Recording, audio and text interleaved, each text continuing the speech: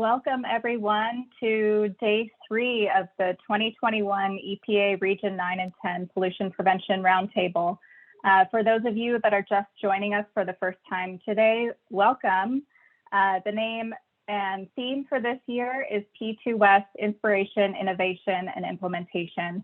I'm Brittany Wendell and I'm the Associate Director of the Pollution Prevention Resource Center.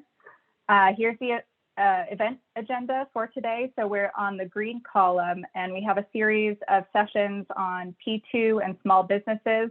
So first up, we'll hear from our regional green business programs. If you've been here on other days of the roundtable, we're still following the same format. So we'll take a 30-minute break for lunch at noon and come back for afternoon sessions. Some housekeeping tips and some gentle reminders. So you can use the chat function to submit questions to the presenters. You'll all be able to mute and unmute yourselves. And that said, just a reminder to please stay muted when you're not speaking.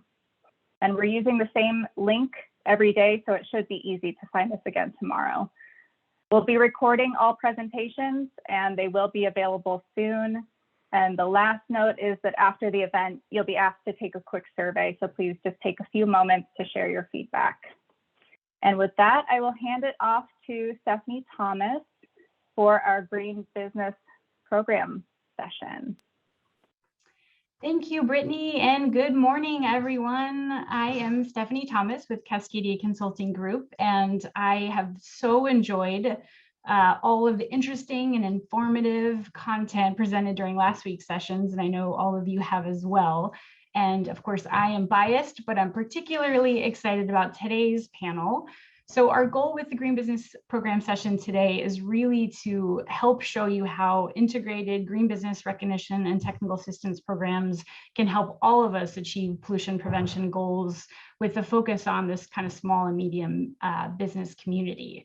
So we'll hear some lessons learned and best practices from leading programs across the West that help businesses take action to prevent and minimize hazardous waste, air and water pollution, and also conserve energy, materials, and water.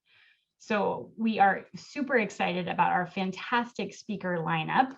I'll introduce each speaker before we pass the baton to them. And I also want to thank our panel support members, Cassie and Jessica. And Cassie will be helping to support chat and QA moderation. So please feel free to add your questions as we go through, and we'll be sure to address all of your questions at the end after we hear from our presenters. So with that overview, I'm delighted to welcome our first speaker, Jo Fleming. Jo has been working in the environmental and sustainability realm for over 20 years. She runs a B Corp called Environmental Innovations, and she's also the executive director of the California Green Business Network. And Jo is going to kick off with introducing us to that California Green Business Network program. Take it away, Jo. All right, I'm going to share my screen here.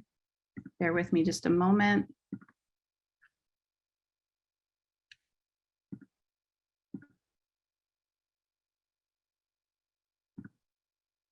Okay. Just get my notes here. Okay, well, welcome you guys. Please do use that chat function.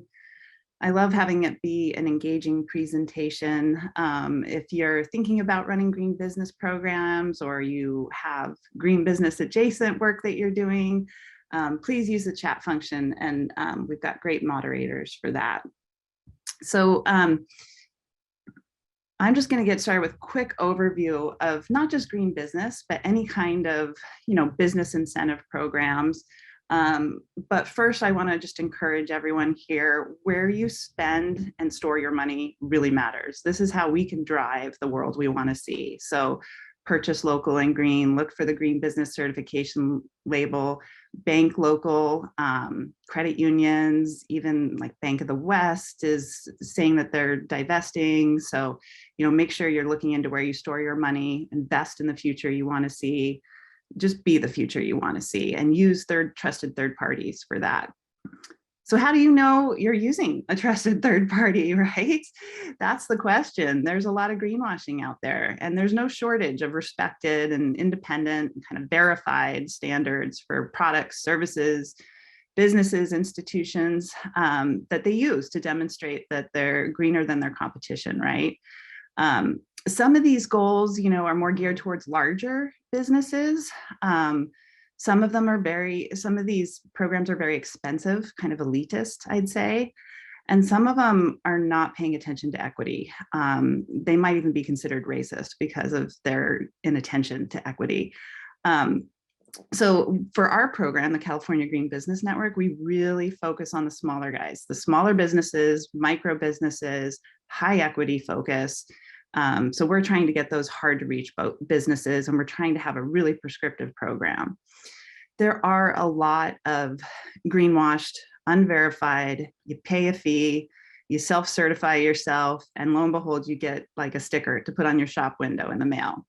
So you got to pay attention. You want to make sure that the standards are transparent, and that that it's meaningful, that there are expert knowledge behind the standards, that the standards are verified at the business, that there's continual improvement in the program. Because I know in my career of doing this work, I have seen a sea change in terms of what our standards look like 2 decades ago to what they look like now.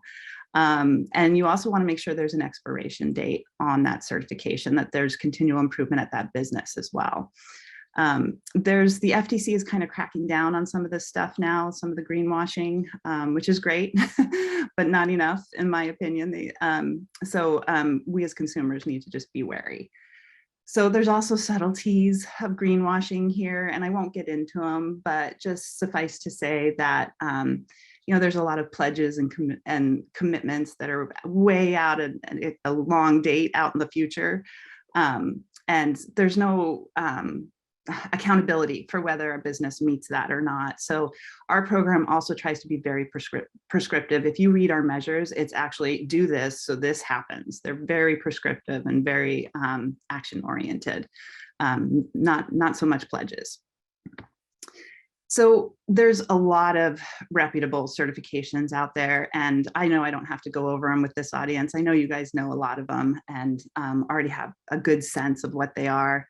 I'm biased. I think ours is really great, the Green Business Network.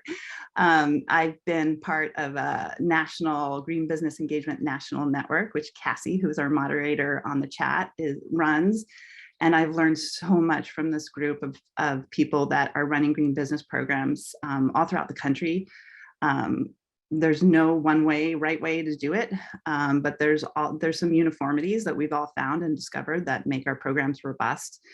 And I'll let you know a little bit about our secret sauce today. So we provide technical assistance to businesses. That's first and foremost. We meet businesses at their shop. We go door to door a lot. We design an actionable framework. We help municipalities reach their goals. So often we'll be working with a municipality that has climate action goals, waste diversion goals, toxics elimination goals. We help municipalities reach those goals. So it's a vehicle, it's a sustainability vehicle for municipalities. And we also provide a trusted green marketplace for consumers. The other benefits of green business programs is you get a really powerful public-private partnership. I started doing this work because I was an environmental regulator and I really hated the conflict. This is a great way to kind of, rise above the conflict and have another way of working with businesses.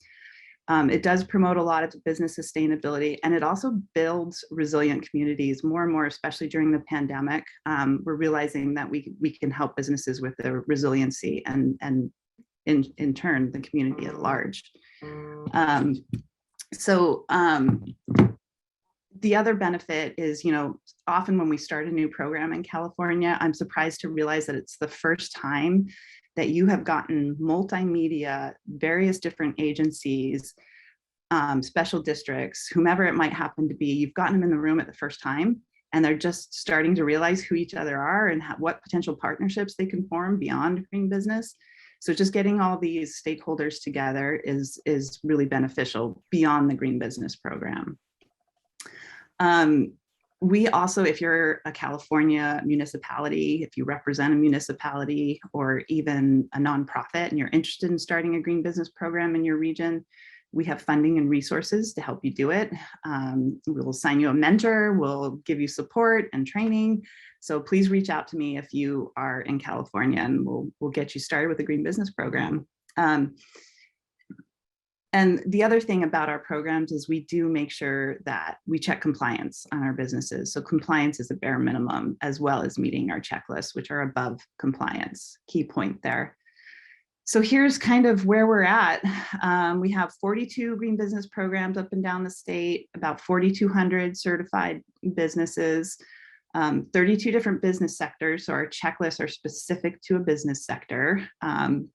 Our most popular ones are office retail is kind of our base checklist, restaurants, auto shops, and hotels. Those are our top ones. But we have 32 of them, and we have about 150 professionals working on in our network. And we've employed 50 plus interns to date.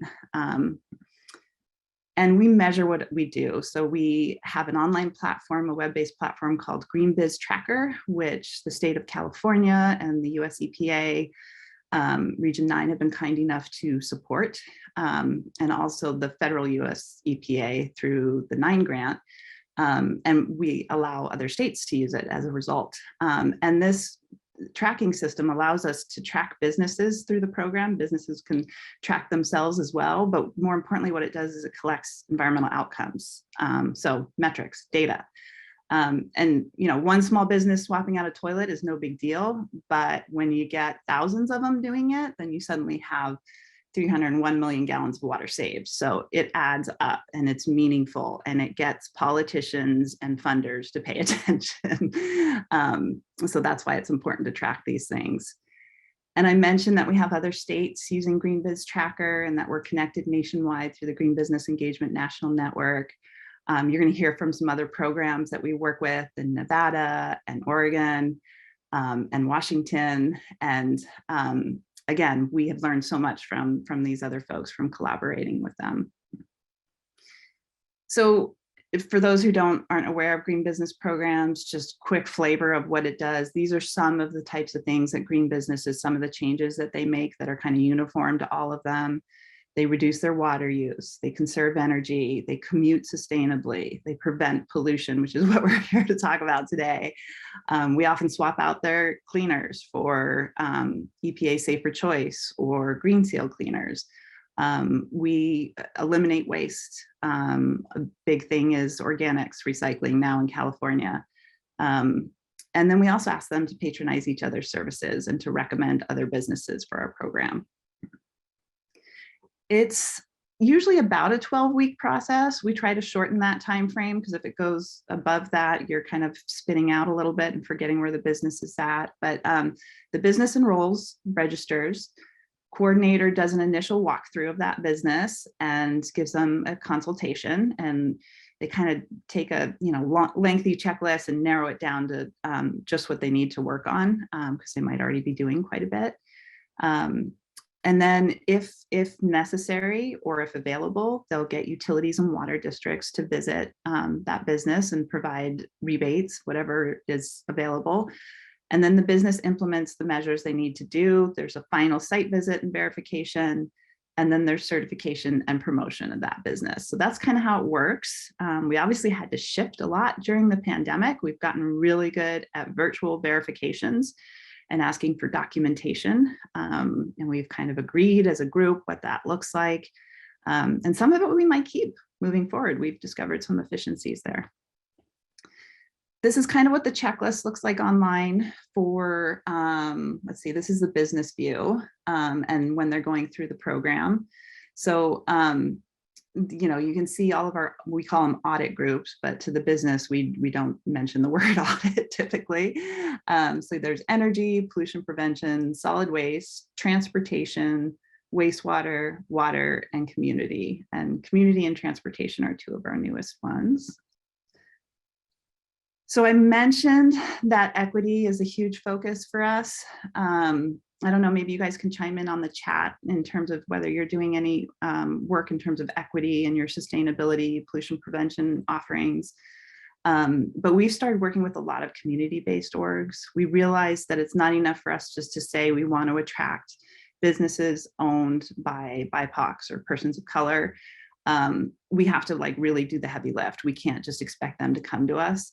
So we have partnered with a lot of community-based orgs that have the right cultural fit, the right language, the right representation, and they go out and do the recruitment for us and let us know what we might be missing too. They kind of school us a little bit, which is much needed. And then, you know, we're trying to figure out, we've set an ambitious goal of trying to have our business community of certified green businesses match the state's demographics. So we want to have up to 40% of our businesses be owned by BIPOCs. So I wanted to give some examples of pollution prevention because that's what we're talking about today. So a lot of the times when a business is thinking of what to do in terms of sustainability or the environment, they'll do a great job on recycling or energy conservation, but pollution prevention is honestly overlooked a lot of the time. So a business might think they're green already, but when we do our comprehensive process for certifying that business, we definitely focus on pollution prevention, and it's definitely something that we see that businesses are just generally unaware of. So some examples here are, you know, we promote aqueous solvents, aqueous, like whatever, parts cleaners, aqueous paints, whatever it happens to be. But aqueous versus solvents, greener chemistries, certainly with the janitorial products, stormwater, wastewater protections, integrated pest management. In the 32 sectors that we serve, there's kind of some sector specifics for the more industrial sectors. So some of them are like our medical facilities. We promote steam sterilization instead of chemical, and digital x-rays. More often than not, we're going into shops and they've all made those changes now. But when we did this, when we first started, they weren't there. So some examples of some of the changes we see along the way. Auto body, I was just with Donna in Nevada doing an auto repair and auto body workshop where we had a vendor and we told them about dry vacuum sanding instead of wet sanding to prevent pollution. Garment cleaning, we specify wet or CO2 cleaning, complete solvent elimination. And then salons, we ask that they analyze all their beauty products against a Skin Deep database from the Environmental Working Group. And then cannabis dispensaries, we're trying to promote that they use third-party certifications on their products. That's the big one. And we're also looking at all the disposal, recycling issues with, what are they called? The vape pens and batteries and all the stuff that goes with that. So that's kind of just some examples of some of the pollution prevention that we do that's sector specific, but there's a lot more. So what do businesses get out of doing all this work for us? They get a heck of a lot of promotion. I encourage all of you to download the Shop Green app on your phones. We're continually working to upgrade that, and that's where you can find businesses nationwide. So if you're looking for a place to stay, place to get your car repaired, or just a good place to eat, you can find them on the Shop Green app. Google was very generous with a Google ad grant. So we have about $10,000 of free promotion every month. And we have a really great kind of mission-driven social impact company managing that for us. So we get a lot of results from that. We get a lot of traffic on our website, both businesses applying and consumers going to finding green businesses. And we give a business a promotional toolkit. So we show a business how to promote themselves as a green business and give them a lot of material to do that and a lot of instruction. And we have a lot of social media. We do a lot of co-branding. Small Business Saturday is a big deal for us. And our award events, back when we were having events and seeing people in real life, were always well attended. They're always kind of a festive affair, particularly the one in San Francisco, where it's at the Cal Academy and of the Sciences. And it's good to see how proud businesses are of their certification and how meaningful it is to them. And it's great to see the diversity in the businesses that we attract as well. So that is it for me.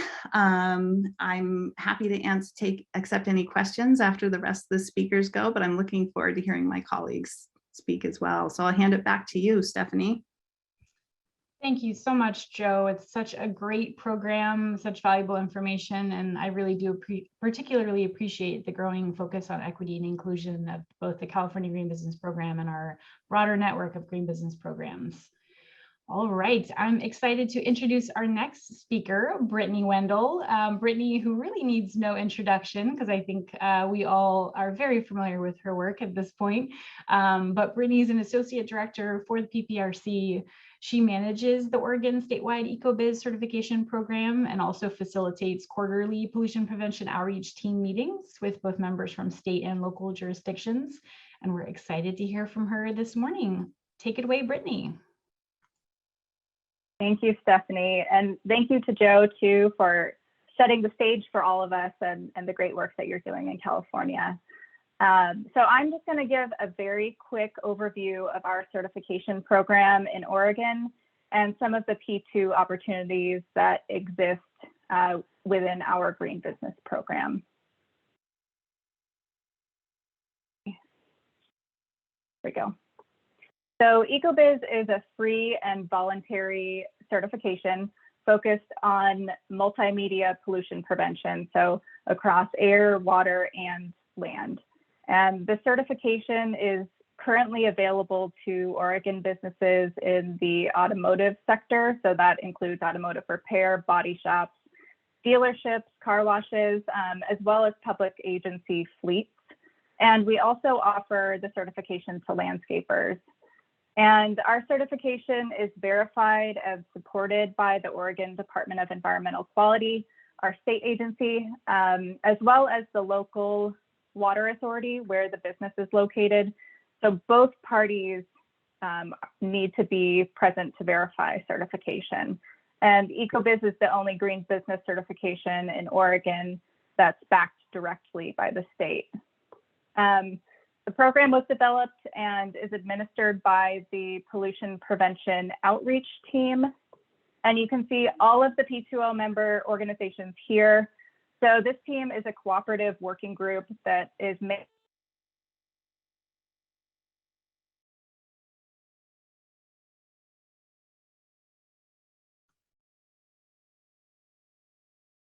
Thanks, Brittany, for changing out your audio connection. We cannot yet hear you.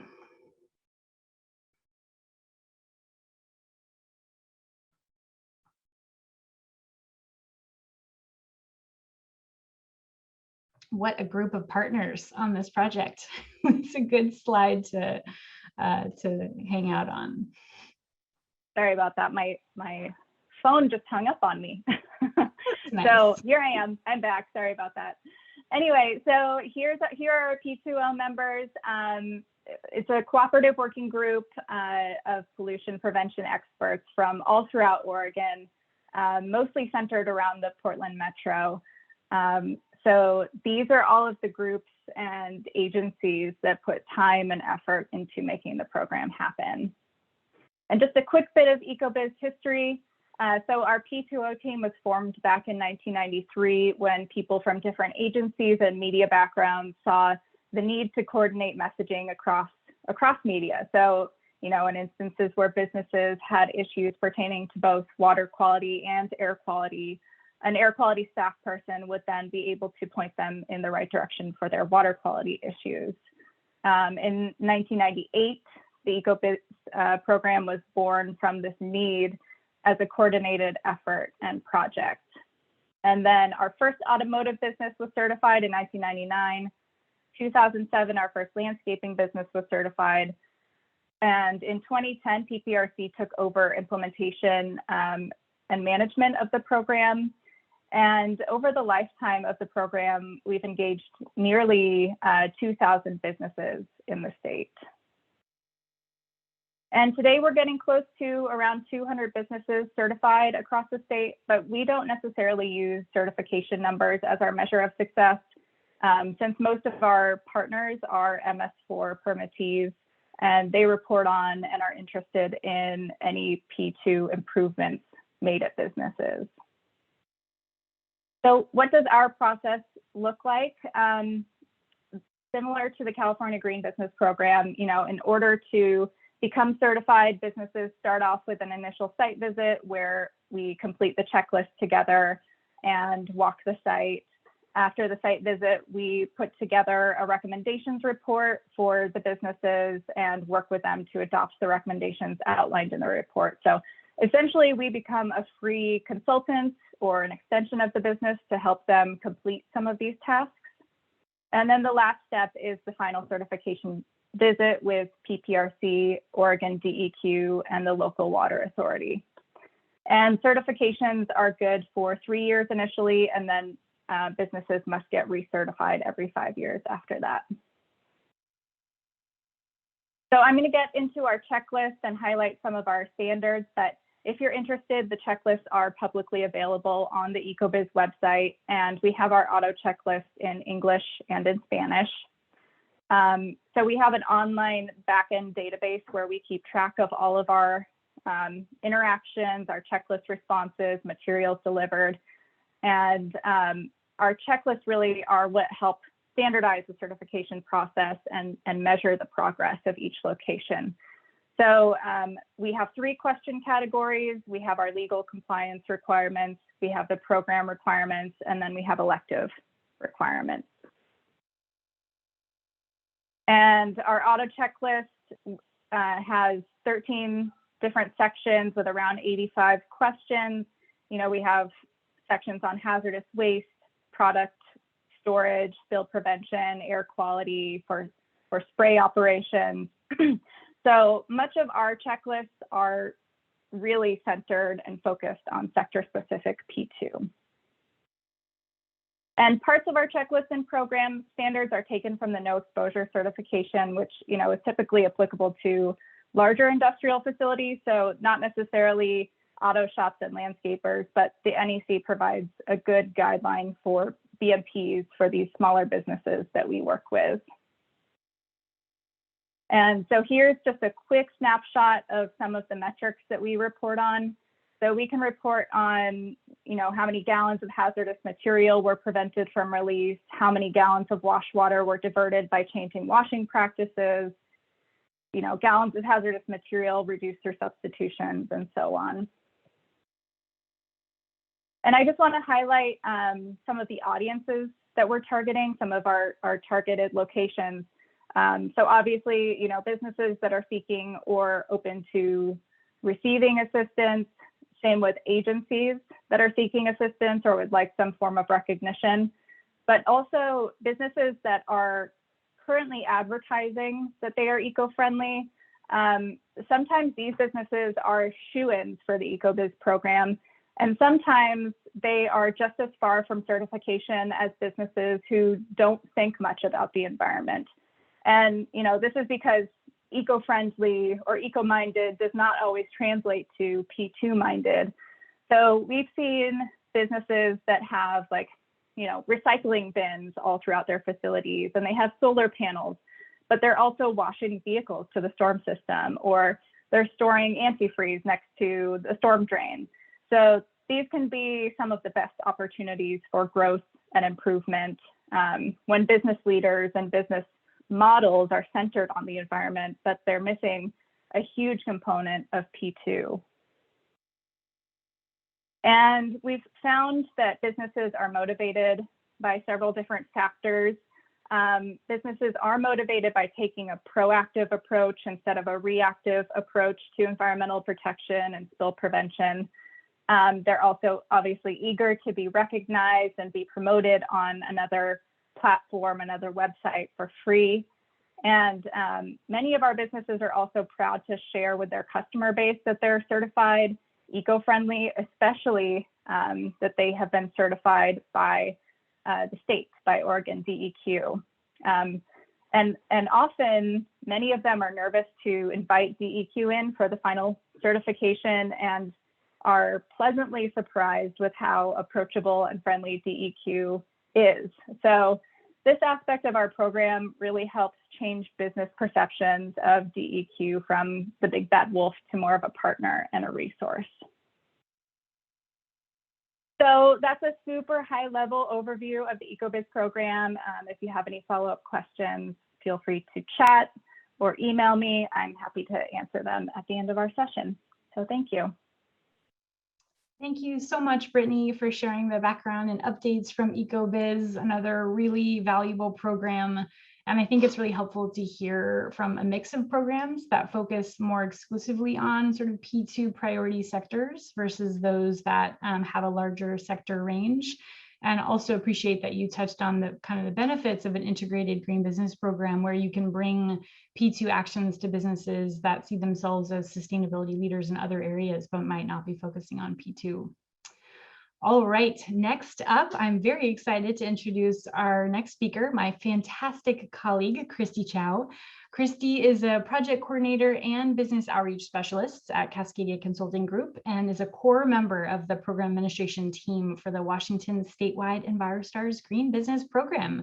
And Christy will be giving us an overview of the Envirostars program. Take it away, Christy. All right, thank you, Stephanie. Can you all see my screen okay? Yes? I sure can. Awesome, great. Well, thank you so much for having me. I'm really excited to talk to you all about our program in Washington called the Envirostars Program. And excuse me, and to talk a little bit more about the pollution prevention aspects of this integrated green business program. So as a quick overview, Envirostars, it's a free program. It's voluntary for folks in Washington state, throughout the state, where they can just sign up and go through a kind of a application and checklist, which I'll give a little more information about, and get recognized for all of the sustainable actions they're taking in their workplace. So how do they get recognized? Well, first they register, they complete their application. We have something like core versus elective actions. And then there are point thresholds within that so that they can gain higher tiers with more elective actions that they take. They then get a compliance check, a site visit, we like to call it, and as well as an ecology compliance check. And then after all that's passed, they get recognized. So specifically looking at pollution prevention here, and this is a little look at our application here, which is made possible by Biz Tracker, which I know a lot of folks use. Wanted to jump into some of the core measures on that application. So when we're looking at pollution prevention, we have a lot of different measures that we want to look at. And just as a little background, the Envirostars program kind of began with more of a pollution prevention focus before it then later expanded into this bigger integrated program. And so that's why it's pretty comprehensive with pollution prevention. So it's anything from monitoring equipment to make sure that there are no leaks, to looking at properly disposing of any hazardous waste, labeling, all of that kind of stuff, proper storage, water use, and then like emptying it, making sure that it doesn't go like down the drain outside, making sure that lids are closed, and having pollution prevention spill kits. Those are really important. All of those things are just critical for pollution prevention, as we all know. So that's why they're in our core measures section of the application for businesses.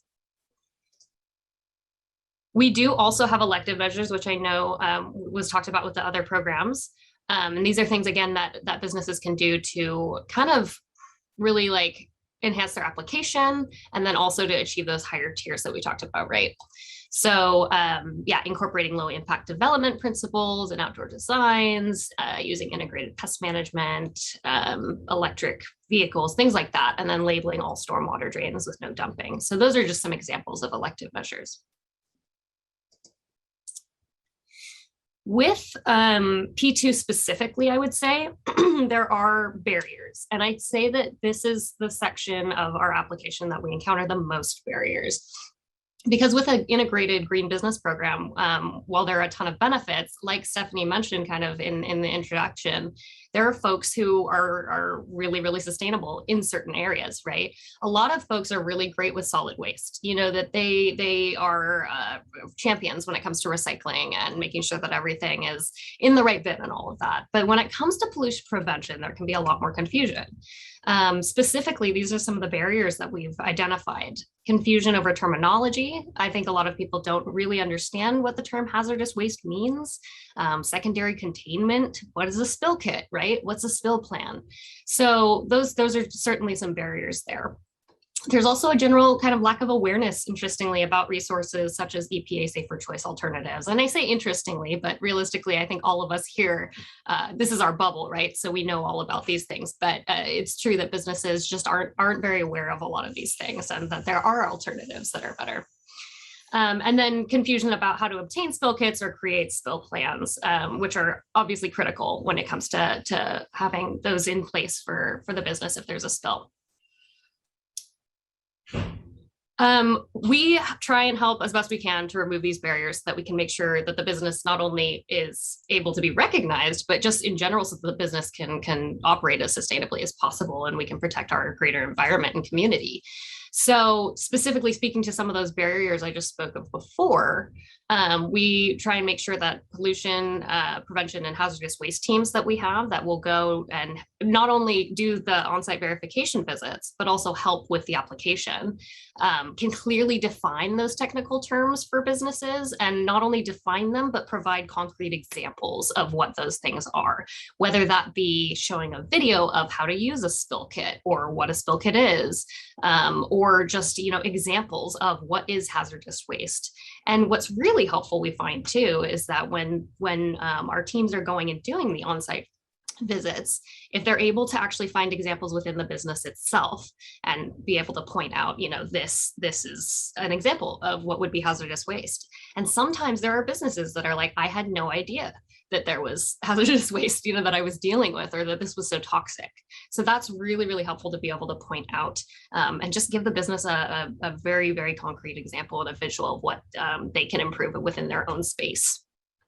We also provide access through the entire program to a hotline, email, and phone number where the business can contact us about any resources. So that's like Safer Choice, where they can get those resources and products. And that's for everything, again, for the whole integrated. That's not just pollution prevention, but we tend to get most calls and emails, I would say, about the pollution prevention aspects. And then on the application as well, and for those of you who use the Green Biz Tracker, you may know this, but we use the green tips section on the side of the application. And those are corresponding to a lot of measures that do have confusion associated with them. And so we'll provide a little bit of a tip and maybe like a link, such as the example I have here, which is next to one of the core measures about having a spill kit. It's just it's a video that shows how to use a spill kit. So it kind of gives the business more of an idea of what that is. So we find that those really help them achieve the measures. I think compliance is always something, it's a scary word, I think, for a lot of businesses. So again, we do, and I heard this, and I think it was Joe's presentation, but how do we frame that messaging, right? So we don't call them audits. We don't call them, the compliance checks to the business itself. We will call them verification visits or just site visits, just to make sure they're in compliance with P2 especially, and making sure that there's no hazardous waste on site. So in this picture here, we have one of our teammates coming out and checking in with a business and kind of going through the checklist and making sure that everything is sound with P2 there. We have some documentation that's required in some of the measures, some of the core measures, like they need to upload an annual report documenting hazardous waste management. So these are ways that we just are really in contact with the business. And it not only shows that we're serious about pollution prevention, but it also ensures it cultivates a sense of trust with the business that we are truly what we say we are as a program, and that we're really committed to ensuring that they are being safe and environmentally friendly. So as far as current and future improvements for this program, we are continually incorporating feedback from members, partners, and businesses. So for example, Washington Department of Ecology is elevating a measure from elective to core based on new safety information or guidelines. That's one of the things we're kind of working on, providing a safer choice product map link courtesy of King County's hazardous waste management program. So that'll be a map where the business can kind of look and see where in the area they can purchase a safer choice product. We're continually adding more green tips and resources for core measures. And then we will be incorporating metrics into the application so that businesses can see how their what the impacts are from their direct work with P2. So lots of exciting things going on, continually improving. And that's, I think, a big aspect of a green business program, right? It's an evolving organism. And so it's particularly with P2, but again, just with, I think the benefit of having an integrated program specifically is that, a business that does pride itself in being very sustainable can truly have a whole idea and kind of holistic idea of what it means to be sustainable. So I know that was a quick run through and generally very, very high level about the program, but I really encourage you, if you have any questions, please to reach out to me. You can reach out to me at info@envirostars.org, and I'm happy to answer any questions there. So thank you so much. Thank you, Christy, for that great Envirostars introduction. The Envirostars program, of course, was founded by Laurel Tomczyk with the King County Hazardous Waste Management Program nearly 20 years ago. So Laurel retired a couple years back, and I know that she is routinely following along on the Envirostars progress via our social media channels. So it's nice to see that. And thanks, Christy, for highlighting some of those specific barriers to P2 action implementation and some of those tools and tips for how to address those barriers. Green business programs are really an excellent resource for that, to help connect businesses to the resources our programs have to offer. All right, next up, I'm excited to introduce Donna Walden. Donna wears many hats. She's the president of GreenUp, a nonprofit that supports other environmental nonprofits. GreenUp is actually the fiscal sponsor for the Green Business Engagement National Network that you heard Joe mentioned, and Donna will talk a little bit more about GBEN. Donna is also the executive director for the Nevada Green Business Program, and that's what we will start with hearing from Donna about today. And with that, Donna, please take it away. Yeah, thank you, Stephanie. Just want to make sure you're seeing the correct screen, the full screen. That's right. Yep. Thanks for checking. Righty. Well, thanks, Stephanie. I want to also thank EPA, the organizers of the P2 West Roundtable, and my fellow panelists for inviting me to present today. I do want to say that I'll be talking a little bit about Biz Tracker, but because my fellow panelists did such a great job tying in Biz Tracker with P2, I don't need to go into that. So my presentation will be slightly different. I also have the privilege, as Stephanie said, to talk about the Green Business Engagement National Network, also known as GBEN. A little bit of background: GreenUp worked together with Western Nevada College to receive federal funding to launch a certified green business program for Nevada and to collect environmental outcome measures. We received 2 EPA federal grants initially and licensed the Biz Tracker database technology from California, which we modified to meet the needs of Nevada businesses. Since then, we received 2 more grants, a pollution prevention and a source reduction assistance grant to provide technical assistance to businesses in Nevada. So we went through a branding process recently, and you can see our mission, vision, and values on this slide. Did I mention that we kind of modeled our program after California's? They have such of a successful business model, and they've been so kind and generous for sharing with us. So last year we signed on Green Business Program partners to help facilitate the Green Business Program. And you can see our partners identified on this page. Each are known for their amazing sustainability work throughout the state. So they're already sustainability leaders in the state of Nevada. Several of the organizations have assigned a green business advisor to assist businesses or walk them through the certification process. Together with the support of the Green Business Program partners, many community members, and sustainability-minded organizations, we're building a network that benefits the entire state. One thing that's unique about P2 in our state is that we aren't heavily regulated. This attracts businesses into our state. A lot of businesses that are exiting California are coming to Nevada, but it makes it difficult to work with some manufacturers on pollution prevention.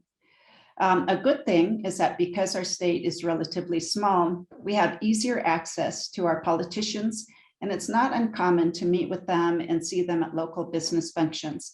One such politician is U.S. Senator Catherine Cortez Masto. She replaced outgoing Democratic Senator Harry Reid, becoming the first woman elected to represent Nevada in the Senate and the first Latina elected to serve in the upper chamber. Masto supports the Nevada Green Business Program. She provides a video each year when we do our awards ceremony. And she does quite a bit on the environmental side on the federal levels. We're very proud of her and our other politicians. As I said, Nevada uses Biz Tracker, the online platform that makes it easy for businesses to register and get started, track their efforts, and become certified. And as we talked about, Biz Tracker is user-friendly, web-based and mobile tool, and it's used by many other states. So as a business moves through the online checklist of verifiable environmental actions, metrics are collected, and that's one of the biggest reasons we use Biz Tracker. The collected metrics includes greenhouse gas emissions reduced, energy saved, gallons of water saved, tons of waste diverted from landfill, and hazardous materials reduced. So we all know how important collecting measures is for EPA, and all these are measures that that EPA would like us to collect. Biz Tracker just makes it easier. So by going green, businesses can also reduce utility cost, improve operational efficiency, and lower maintenance cost. So our program here in Nevada offers 3 different tiers, each with a separate checklist. Tier 1 is required for certification. And Tier 1 includes basic energy upgrades and pollution prevention best practices. But we set it up so that there's little or no investment required for Tier 1. Tier 2 is an advanced level required for certification, and there is more encouragement to purchase green alternatives, use safer chemicals, that sort of thing. And Tier 3 is our innovator tier, and it's for businesses who want to go beyond certification. So innovator businesses strive to have community-wide impacts. They're champions in sustainability, and they're advocates for the Green Business Program. So our certifications are good for 4 years. And after 4 years, a business is required to up-level to Tier 2. And the Tier 2 level is where there is a lot more P2 actions required. So once a business has completed the checklist, they're recognized or certified, and they're added to the online directory so the public can find and patronize these businesses. And because we're on Biz Tracker, that's nationwide recognition that these businesses get. And then myself and the other program facilitators, we provide marketing benefits to showcase companies' efforts. So we do a lot of social media. They get a window cling, but we do a tremendous amount to market these businesses, and they deserve to be to receive the recognition. So to facilitate the growing network and to provide valuable resources for partners and businesses that are going through the certification process, we built a second website, and it's nvgreenbusiness.org, and that's a companion to the Biz Tracker portal, where you apply to go through the process of becoming green certified or finding a green business. And we use the website to inform the public about our partners and network, upcoming events, and showcase businesses and benefits to becoming green certified. And we post all our trainings on the site. So I wanted to show these 2 flyers just to talk a little bit about the P2 technical trainings we provide. We just finished a 7-week training for metal manufacturers and finishers. And last Friday, we concluded an auto repair and auto body P2 workshop and trade show. So we don't have a large number of P2 technical assistance providers in our state. So I've been bringing in P2 experts from other states to help provide assistance in certain sectors. And as Joe mentioned, California came in and helped me with the auto workshop. that we concluded last week, and it made perfect sense since they've been working with auto body shops for 20 years. So we really appreciate the support we get from other states. And here's an example of how we leveraged our local chamber to host a green business certification training to their members. And it's more efficient than going out one-on-one. Going to each business one-on-one takes a lot of time, and we have a very small team. So doing the training through the chamber, they do the marketing to their members, and we had a dozen businesses that were trained all at once. So that's kind of cool. To date, there are 22 businesses that have gone through the entire certification process. And it doesn't seem like a lot compared to California, but this is 1 year and we're a small state. So we've had 22 businesses and we have 72 in the process of certification. And I want to say that none of this would have been possible without the support from California, without the support of GBEN, and without the support of EPA funded P2 network that has been very generous with offering advice and technical assistance.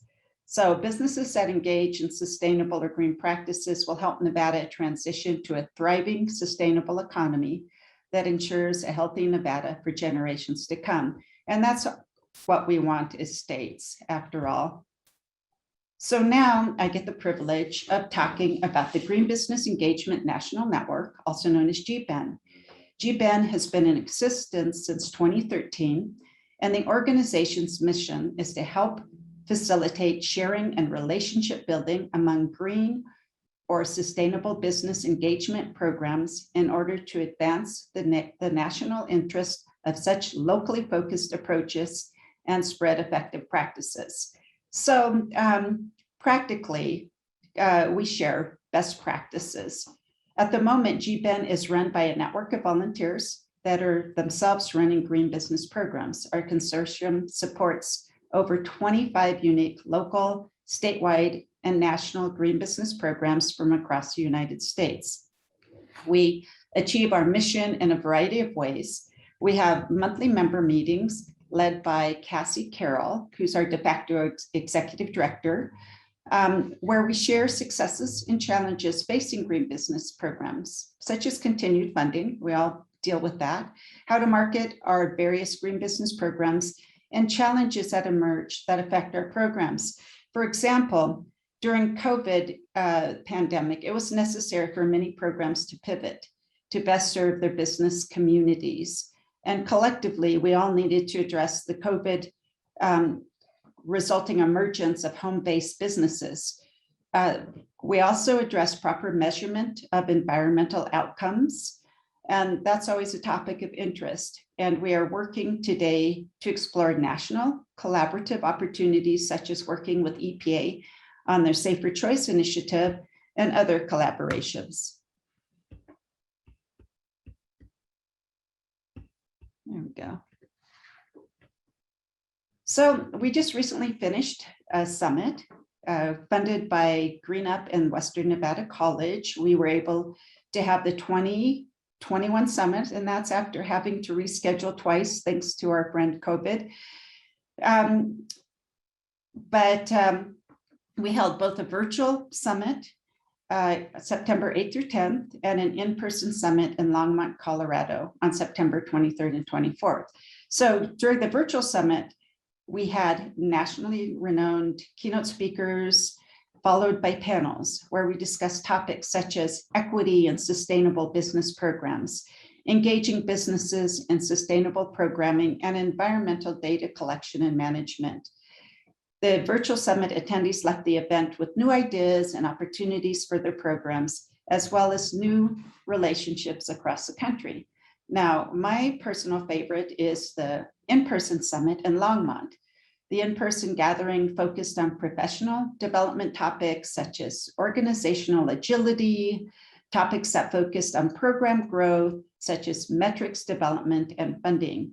And there were a total of 23 people that registered from 6 different states. And the attendees ranged just like well, it ranged from municipalities, state departments, nonprofits who host green business programs. So the best thing about the Longmont Summit was the networking with other businesses. And I have to say, every time I go to one of these summits, I feel so energized. And running a green business program, sometimes you get like, worn down a little bit with all the challenges, but meeting with the other programs, I just, it just gives me a boost of energy. So last thing is, I recommend GBEN membership for all green business programs. I would have not had the success I've had starting a green business program in Nevada without the support I received from GBEN. And then members of the network are very willing to share information and best practice for how to run a program in your state. So to join, visit gben.org.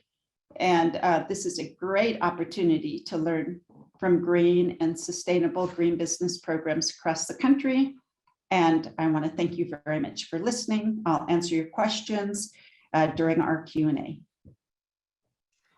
Thank you so much, Donna, for that excellent overview of the Nevada Green Business Program and for the introduction to GBEN. I can second all that praise for the summits and the work that GBEN does to bring us all together and share best practices. I've been to a few now, and they're so valuable. So I want to also just thank all of our amazing speakers, Joe, Brittany, Christy, and Donna, for an excellent panel. I'm going to welcome Cassie Carroll, the Executive Director of GBEN, to help facilitate our Q&A. Cassie, with the few minutes we have here left on our panel, what questions do we have for our panelists? Awesome. Thank you so much, Stephanie, and thank you to all of our presenters. I've learned something from each one of you every time I hear you speak. We have 3 questions. We'll see if we can get to all of them. What are your thoughts on getting green business to scale?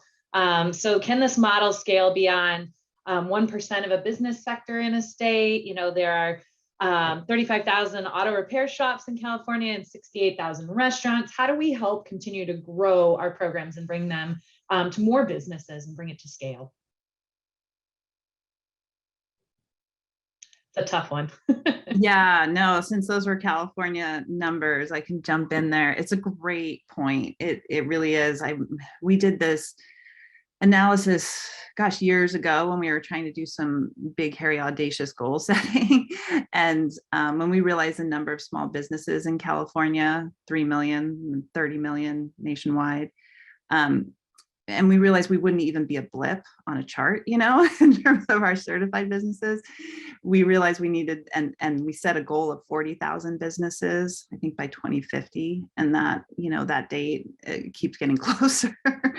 And so it's a good challenge to have.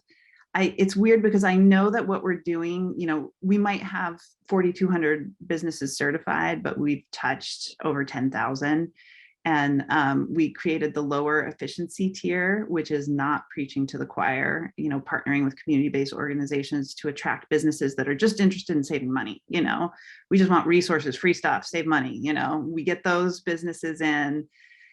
The majority of them, over half, go on to get certified. So we're getting not the choir in there that way. But we're going to really have to think outside the box to really get the number of businesses in that we want. We want our programs to be robust. So we've been resistant to lowering the entry bar, but I think we're going to need to somehow, that efficiency tier and what we give them for that efficiency tier, we're kind of rethinking that a little bit in California. We need to start cranking out numbers, and maybe, something that's building trust is just rolling out one specific program, whether it's giving out air filtration units in California to a bunch of businesses. So we give them something free, builds their trust. Then we start planting the seed for green business. So we get more business input. It's also our capacity. It's a lot of work to get businesses through the program. There's only so many of us, and there's only so much funding to go around. So we have a backlog, other programs have a backlog. Even, the Nevada program, which is brand new, has a backlog. So it's our own capacity to be able to respond to these businesses and move them through. Thank you, Joe. And I agree. I mean, we even, through our program in Illinois, we partnered with a utility and installed faucet aerators across the southern part of the state. And that helped reach about 2,000 businesses and saved a ton of kilowatt hours. So, and therms, I mean, so yeah, I think that the scalability and barrier to, or ability to enter is a great opportunity. Does anybody else have any other comments on that question?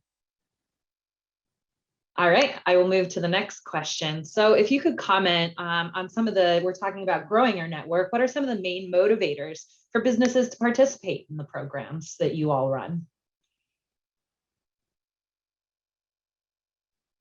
So Cassie, I'll respond to that. Well, we have fires every year, and because of the fires that last not just once every 4 years, but like all summer long, everybody believes in climate change now, and we've had a lot of, I find that businesses are much more receptive than they ever were to become green certified. Everybody wants to do something.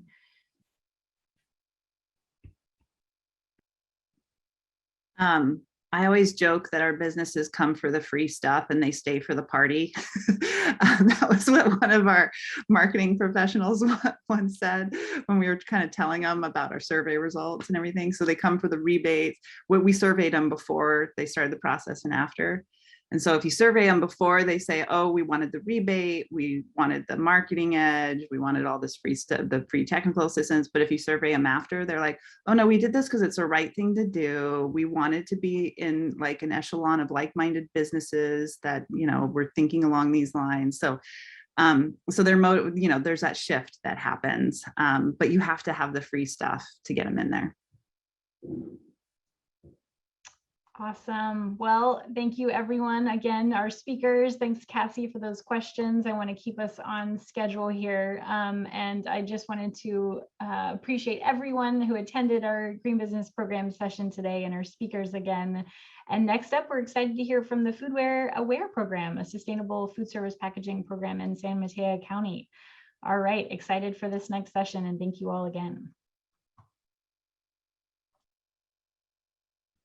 Thank you so much, Stephanie. Okay, I'll take it from here. I'm going to share my screen really quick, and it's going to take me a minute to get in presentation mode and get our notes up and running. But I am so excited to talk to you guys about, nope, that's not right. I don't want that there. Hang on, about the Foodware Aware program, and share with you this great team that through the leadership with the County of San Mateo, Office of Sustainability, we've been able to build this great team and framework for rolling out the outreach and education, kind of the soft enforcement, if you will, of a model foodware ordinance in San Mateo County. So we're going to talk to you today about an excellent way. I'm super impressed with how my colleague Ensu did this, how she rolled out a countywide model sustainability ordinance and then got it adopted by most of the cities in the county, where she's still working on it, but she's going to get there. I have full confidence in her. And then we'll talk about the outreach that we've done to food facilities to get them to, first and foremost, switch to reusables. But if that's not possible, we've made it really easy for them to switch to the compliant compostables. And as we learned during the PFAS talks, when I say compliant compostables, I mean ones without PFAS in them, BPI certified. So a little bit, you guys already heard about me, so I'm not going to go into it, but I run a B Corp called Environmental Innovations, and my team is the one working on this project. So I encourage you guys to use the chat with questions. We'll monitor it. We'll try and answer some of the questions in the middle of this and towards the end. Doesn't even have to be questions. Like if you have thoughts, if you've done something similar or better, especially, we want to hear about that. So I want to introduce our friend Sporky here. You guys all see him. He's super cute. We love him. When we were trying to think of a campaign for this, you know, we had a few campaigns floating for this initiative, and we stuck with Foodware Aware because the messaging was so clear, you know, reuse, choose, refuse. But we were really attached to Sporky, and we've just been dying for an excuse to use him. So Sporky is going to make some cameos during this presentation, and he's very well hidden. I mean, deeply hidden. So if you guys see Sporky, we want you to just yell him out, but the first person to write him in the chat is going to be the person that gets a prize. And he's like, he appears more than once. So there's going to be more than one prize. And you can just PM me your address in the chat so I can send you the prize. But pay attention, look for Sporky. So I'm going to introduce our speakers up front here and just let them take it away. But I wanted to just also make you aware that we have this larger team of just quality professionals working on this project, like Chris and Kevin and Sean and Paul and Jamie and Dean. But you've got the leaders from our team here. So Ensu Lim, she's the Senior Sustainability Specialist for the Office of Sustainability at the County of San Mateo. And she heads up the waste reduction team, leads the design, development, and implementation of a number of waste reduction initiatives. It includes the rollout of the Disposable Food Serviceware Ordinance and promotion of reusable foodware in unincorporated areas of San Mateo County, as well as partner cities that adopt the model ordinance. She's also leading and administering the 4 R's, Reduce, Reuse, Recycle, Rot grants, which distributes funding to government agencies, educational institutions, and nonprofits that implement waste reduction projects in San Mateo County. Also, my colleague Grace Lee, she joined the Rethink Disposable program, which is really, they are the leaders in terms of converting food facilities to using reusables in this field. She joined them in 2018. She's our program director. She's worked with nearly 100 Bay Area and Los Angeles businesses. I think that's probably more than that now, Grace. Businesses in source reduction, including food vendors, schools, catering businesses, and large institutions like Google. So before working, and Rethink Disposable is part of the Clean Water Fund. So before she was with the Clean Water Fund, Grace was the Outreach Programs Director at the Bay Foundation, which is a national estuary program charged with restoring Santa Monica Bay.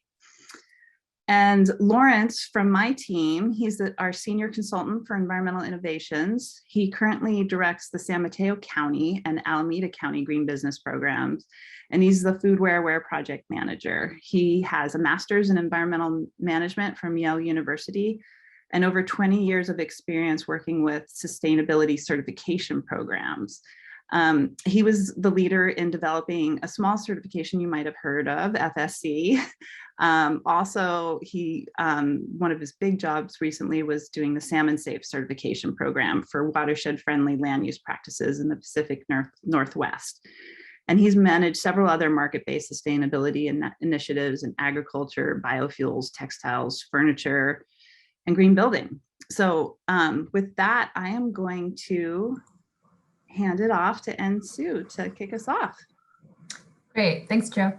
And for that great intro. And I am with the County of San Mateo, as Jo mentioned, and I'll jump right in and start by providing some information on the county's Disposable Food Serviceware Ordinance. Next slide, please. So the ordinance was adopted by the county's Board of Supervisors early last year, pre-COVID, right before COVID blew up. And the objectives of the ordinance are threefold. The first is to reduce waste by eliminating the unnecessary distribution and use of disposable food serviceware items. Some of the items, they're pictured on the slide that is not reusable or compostable, and to also, of course, reduce waste at its source. Second reason is to improve the health and safety of our community members by eliminating these types of items that are harmful. And third is the ordinance, it'll really help the county keep our materials that we don't want out of our waterways and natural environment. Next slide, please. And in terms of who this ordinance will impact, it'll impact food facilities. And we define a food facility as an entity that provides prepared food for public consumption. So examples of impacted food facilities are shown here on the slide, and they include restaurants, food trucks, catering operations, vendors at farmers markets, etc. Next slide, please. And the ordinance, in terms of where it'll impact food facilities in unincorporated areas of San Mateo County, and that's denoted in the green color that you see on the map. And although the food facilities in the incorporated cities in yellow on the map will not be impacted, and there are a total of 20 cities within the county, the county, we are currently working with interested cities around this effort to see if they'd be interested in exploring and adopting the ordinance for their jurisdictions, because ideally it'll be valuable to have a policy that's uniform and consistent across the entire county. So that's our goal. And to help with that goal, for those cities that do end up adopting the county's model ordinance, the county, we will be offering to lead both the education as well as the enforcement efforts within those jurisdictions. Next slide, please. And as of today, we have a total of 14 jurisdictions, including the county, that have adopted the ordinance and counting. So we just had the last city of San Carlos, literally adopt 2 days ago, and we have a few more cities that are in line. And so it's really exciting to see, especially because the majority of the jurisdictions that you see here on this table, they adopted during the midst of COVID, which really speaks to the importance of this issue for the communities within the county. Next slide, please. And some of the key learnings during this county rollout that's still being undertaken is the county offering to lead both the education and enforcement efforts. They were huge, huge incentives. No surprise there, because a lot of jurisdiction staff, there's lack of staff as well as other resources to roll out and implement and enforce a program like this. So it was a huge incentive for the cities when the county, when we're offering to do both the education and enforcement efforts within their jurisdictions. And it was really important to put that in writing in terms of what the county is exactly going to be doing. Like, what do we mean by education enforcement efforts?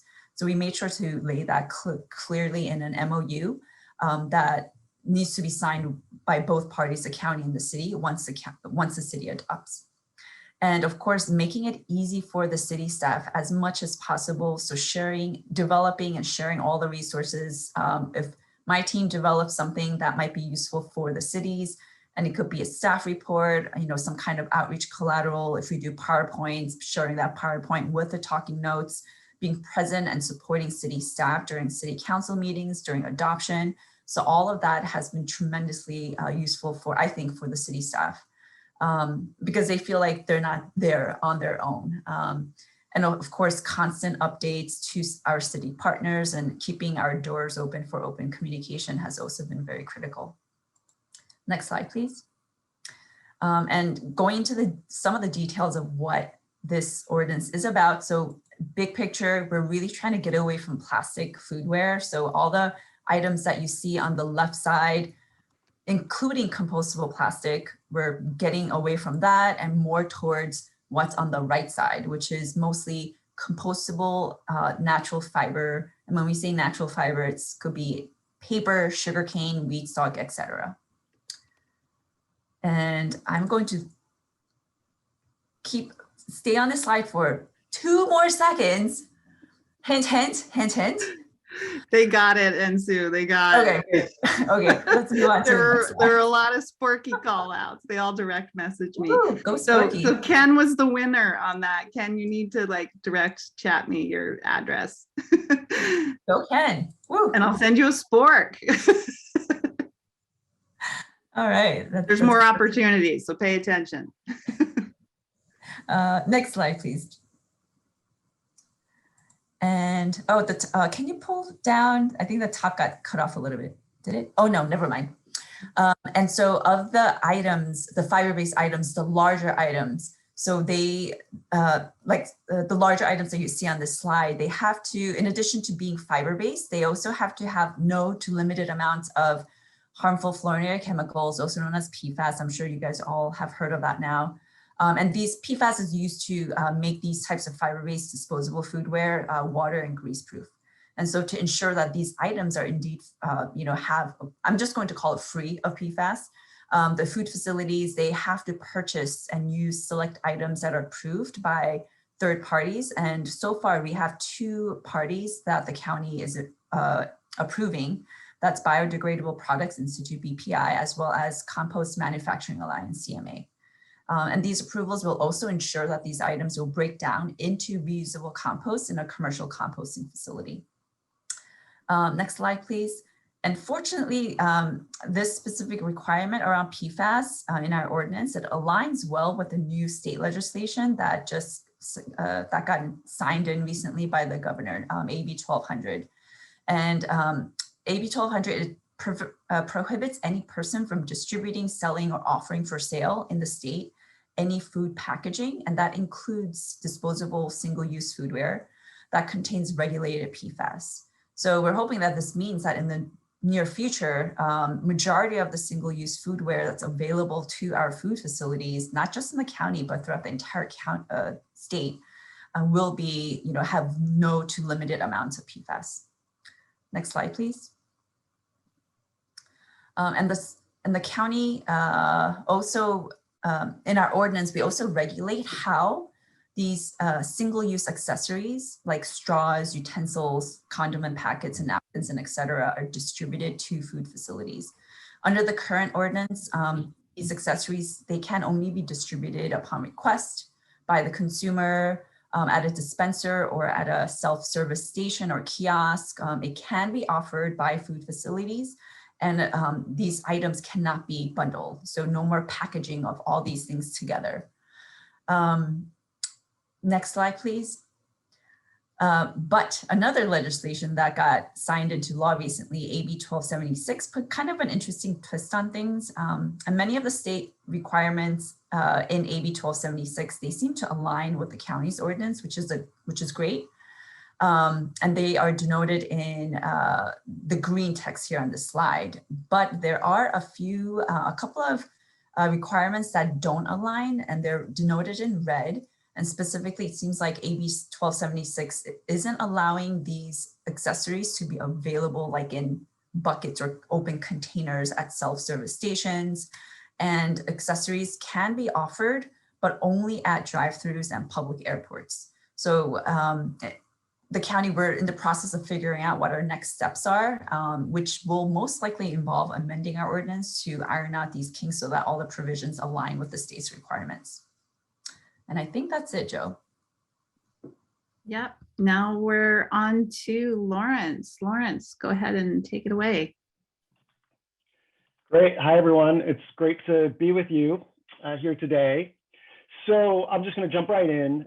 To move forward the San Mateo County ordinance that Sue just outlined, we put together the Foodware Aware program. And we're implementing this program under contract from the county. So as independent consultants, we're one step removed from the government or for the enforcement entity, and thus we're able to serve kind of as an independent resource to assist businesses in meeting these new regulatory requirements. Our team consists of Environmental Innovations and Rethink Disposable. Environmental Innovations flagship project, you heard a little bit about it from Joe. We run the statewide California Green Business Network, and then we also run regional green business programs on behalf of counties and cities, including San Mateo County, as well as programs dealing with waste, stormwater, energy efficiency, and the like. So as such, we're steeped in small business outreach, and in particular have worked quite a bit with restaurants and other food-related businesses. Rethink Disposable is committed to reducing single-use plastic and facilitating the transition to reusables, and you'll hear a bit more about them. The goals of our project are really focused around this idea of soft enforcement, right? So it's more of the education piece of the education and enforcement that Sue mentioned. Again, the consulting team is able to provide education, assistance, and incentives to help the food facilities comply with the ordinance. And then the methods that we're using are education, marketing, providing a variety of resources, and financial and technical assistance. Next slide. So we created a strategy for our campaign, and we piloted the campaign last spring with the city of Half Moon Bay, which was the first jurisdiction in San Mateo County to come under enforcement. So the first piece of this was branding and messaging. We developed the Foodware Aware name, brand, and various taglines to go along with them, as well as ways to talk about the program. So you see our brand, the refuse, choose, reuse tagline, and a variety of different words and marketing messages that go along with the brand. We actually hosted 2 focus group meetings with different types of food facilities to inform the branding and messaging. We created a comprehensive program website with explanations, tips, resources, frequently asked questions, as well as some information for the public. We created a hotline and email for questions about the ordinance, and that is monitored continually by our staff. And then we started contacting the businesses, first by sending out a mailer in both English and Spanish that has some real basic information about the ordinance and a heads up that this is coming and the enforcement date is approaching. We created various resources for food facilities, including window clings, table tent cards, staff training, flyers, notifications for the public, as well as tip sheets for different types of food facilities. We hosted a webinar where various vendors were there to present about the compliant products that they offer. And then we did a variety of marketing and promotional activities, both unpaid and paid advertising, digital marketing, newsletter articles, radio promotions. We had financial incentives to help food facilities actually pay for products and compensate for the increased costs in some of these compliant products. And then we did direct outreach and phone calls. So we basically contacted every single food facility that in Half Moon Bay for the pilot that needs to comply with the ordinance. And our plan is to do that for the rest of the jurisdictions throughout the county. As a follow-up to that, we provided one-on-one technical assistance to a sub-portion of those businesses that requested it. And Grace is going to talk a little bit more about that. We've also developed CBO partnerships with community-based organizations to help reach out to more hard-to-reach, vulnerable members of our community. And then we've also explored partnerships with third-party reusable services such as Dispatch, Dishcraft, different companies that either rent containers or provide dishwashing services as a solution for businesses to move forward with reusable options. And then, of course, we're tracking and reporting all of our outreach and all of our interactions with food facilities. And we do that on the Recyclist platform. Next slide. One of the main tools that we've developed as part of this project is our website to house all of the information and resources. So on our website, we have an ordinance summary, we have implementation tip sheets for different types of food facilities. So for restaurants, for groceries, for food trucks. We created a comprehensive purchasing guide, which we think is one of the most comprehensive purchasing guides out there at this point to identify fiber-based compostable products, as well as good reusable solutions. We have a variety of outreach materials. Again, I mentioned some of these window clings, public notices, an employee guide. On the website, you can apply for the grants. We call them Prebate Grants, right? Instead of rebates where you have to submit for reimbursement, we do prebates where we pay in advance, just buy products for the businesses and get them in their hands so they don't have to lay out cash in advance. And then we have a variety of consumer information on the website, including how consumers can help us enforce the ordinance by letting us know if they see food facilities that, that are not in compliance. Next slide. So just to show you real quickly, and I encourage maybe Grace or Joe can put the link up in the chat, because I encourage you to peruse our website, and there you will find our purchasing guide, which basically we have different tabs for different items. So the main tab is where you could find BPI fiber-based disposables. And this is a lot of research to put this together, because on the BPI website, it's not as easy to find the products as you think it would be, right? Because the products are listed by the manufacturer, which might be based in China. You don't always know how it's branded or who the distributor is. So we did that research and we collected, this isn't a complete list of compliant products, but it's a good handful of compliant products in each of the various categories, right? Where you could find for bowls, for plates, for clamshells. And then of course we have reusable foodware items. We have a list of vendors and distributors, many of which have provided discounts for our program. And then we have the exemptions listed here. So, so food facilities can see which products are actually exempt because we couldn't find compliant products that would, meet that need. Next slide. Just to show you some of the marketing we've done, we did a variety of ads. Again, we did the mailers. We did digital ads, like these rotating digital ads that you see on this slide. We also did some print ads. We did a lot of social media marketing, Facebook marketing, Instagram, Google ads. We got articles out in newsletters of local organizations, chambers of commerce, environmental groups, and we partnered with the local radio station in Half Moon Bay to do some advertising, as well as a feature story as part of their news coverage. Next slide. We also did the webinar and expo, where we reviewed the ordinance, explained the resources. We had the vendor presentations and question and answer. In our next iteration, as we roll this out to new jurisdictions, we will be having a Spanish language webinar and a Chinese language webinar. Next slide. So I just want to mention the financial incentives that we're offering in our program.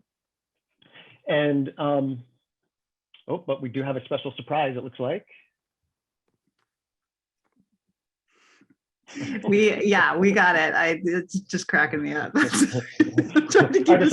had no idea where Sporky was going to appear in my portion of this presentation. So I'm like, oh, there's Sporky. Okay. Yeah. So we have a variety of financial incentives that we offer as part of this program. Some come directly from the county. Some come from outside the county. So within our Foodware Aware program, we have grants for compliant disposable items. And these are just for food facilities that are located in particularly vulnerable zip codes that have been identified by the county. So we have $300 grants for food facilities to purchase compliant disposables. On top of that, we have a $300, on top of that, we have a $300 grant to transition to reusables. And we actually double that grant for BIPOC women, LGBTQ, and employee-owned food facilities. And these are any food facilities that are covered by one of the jurisdictions adopting the ordinance. We also offer our rebate through the Green Business Program. The California Green Business Network has a $500 per business rebate for businesses that go through our efficiency tier, which is our entry level tier. So we're really leveraging our Green Business Program for this foodware project as well. There's also a program from Plastic-Free Restaurants, which is an organization, I believe they're based down in Southern California. They will pay the cost difference between a single-use plastic item and its non-petroleum-based reusable replacement, up to $5 per item. And they are making this program available nationwide. So any of you out there working with food facilities, encouraging them to transition to reusables, this is a resource available to potentially help pay for that cost. Next slide. Getting there, sorry, trying to do too much stuff at once. No worries, no worries. And I'm almost done with my section here. Okay, just real quickly, I'll show you some of the results from our Half Moon Bay pilot, where we rolled out this whole larger program. So there were 143 food facilities in Half Moon Bay that were covered by the Half Moon Bay ordinance. We reached out to 71% of them by phone or email directly. An additional 70% requested additional help, so more detailed help to help them identify compliant products. 12% of our food facilities received the financial assistance. We had 50 attendees to our webinar, our online ad impressions, 156,000. And now we're doing spot checks to determine adoption, and case studies are to come. And in fact, I think Grace has one already that she has developed and made available. Next slide. So just some key learnings. I'm just going to go through these really quick. One is that language relevant resources are really important. And it's important to engage community-based organizations to reach out to their community, not only with the appropriate language, but also culturally relevant communications. Some food facilities take a really long time to work with. The chains and franchises have been particularly challenging because the local franchisees don't always have control over their supply chain. And so you have to go up the chain, so to speak. Boba tea shops were particularly challenging, although we found some good solutions available that we're now bringing to boba tea shops. Taquerias can be challenging just because they're generally really small businesses, and there's a variety of barriers there. One issue that we found is that compostable plastic, it's not allowed in the ordinance, but compostable plastic, such as PLA, has really been widely adopted as an eco-friendly solution. So people have compostable plastic, they think they're doing the right thing, they're really proud of it, but we're finding that it doesn't actually break down in compost facilities. It behaves like plastic in the environment, so it's not really a good solution, and we need to re-educate people. And it's sad because they're so proud of what they're doing, and then we have to tell them that it's not actually quite the right thing. There's also confusion about like what's recyclable foodware. Can you actually recycle the foodware if it's contaminated with food? There's a lot of confusion around that. And then I'm just going to skip over the BPA certification because we talked a little bit about that. Not everybody has is not BPI certified, even though they may have a really good alternative product. So that was a little bit of a challenge in rolling out the project. And then disposal is a huge issue. The consumer and front of house instructions and the infrastructure is not clear. What do you do with the compostable product once you're done with it? Where does it go? Which container does it go in? Does the local waste hauler even accept that? So these are huge challenges as we roll out these types of programs. Next slide. And then just some key takeaways for everyone. Again, our foodware resource guide is really comprehensive, and I encourage everyone to take a look at it, especially if you're working with food facilities and need to find fiber-based compliant products or good reusable options. Again, plastic-free restaurants provide the subsidy for reusables anywhere in the country. There's a variety of case studies available on the Rethink Disposable site. Grace is going to talk about that. And then there's these new regulations that are on the way. And Sue mentioned them, AB 1200 in California, that is limiting or eliminating PFAS in foodware, and then the AB 1276, which is requiring that accessories only be given out upon request. Thanks so much, Lauren. I'm going to hand it over to Grace. Awesome. Well, we're a little bit behind on time, but we have a short presentation from Grace, and she really is the meat of the reusables piece of this puzzle. So, and she's entertaining and fun. So stick with us just a little bit longer. Thanks, Joe. Okay, I'll try to make this quick.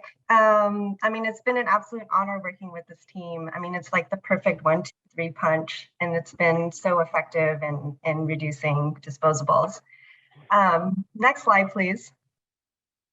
So, as we all know, there's a ton of disposable foodware out there. There's 1 trillion pieces of it is actually used by US food businesses every year, much of it being plastic. And like Lawrence said, recycling and composting alone will not make a dent in reducing that number.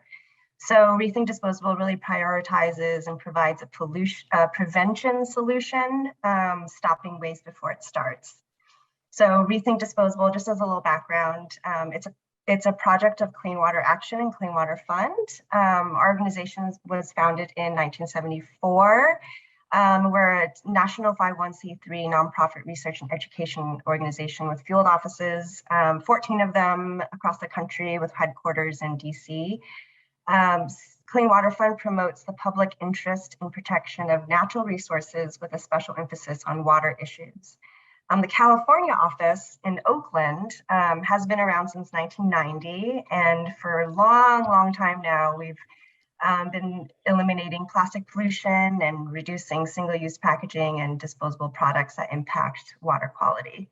So we've gone through kind of a high-level, explanation of like what the Foodware Aware program is, but I'm going to talk more specifically just about our measurable upstream solution program, Rethink Disposable, as a solution to plastic pollution, ocean litter, and then also all the connections with climate change and things like that.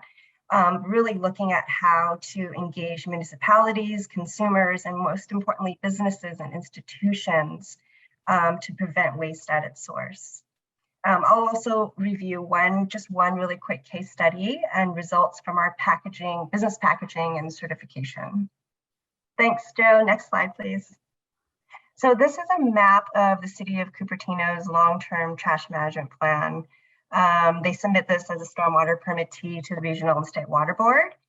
And based on California protocols for littering and monitoring tracking over time, you can see green areas where there's no trash, yellow areas where there's a medium amount of trash, and the red areas that are most trash impaired in the city. So some cities will even have purple. In Oakland, we have 10. City of Cupertino doesn't have any, which is great. But really it shows the correlation between food businesses and trash implementation, primarily from cigarette butts and single-use food and beverage packaging. And what we found is that where there's restaurants, there's trash, right? So, which is why we believe that the biggest potential to curb the flow of litter is to work with food service establishments to reduce and eliminate packaging from their operations. And you'll also see little green dots too, where there's Rethink Disposable certified businesses. Next slide, please. So Rethink Disposable is a three-pronged approach program. So we engage with the public and with consumer engagement and public education. Luckily, we have EI, Environmental Innovations, really tackling that piece of the project for Foodware Aware.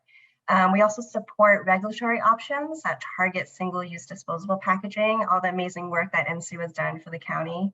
But most importantly, we engage food businesses and institutions to implement practices for source reduction. So when the program first started, it was all about getting people to do voluntary source reduction, but now more and more so, we're seeing that it's also being required.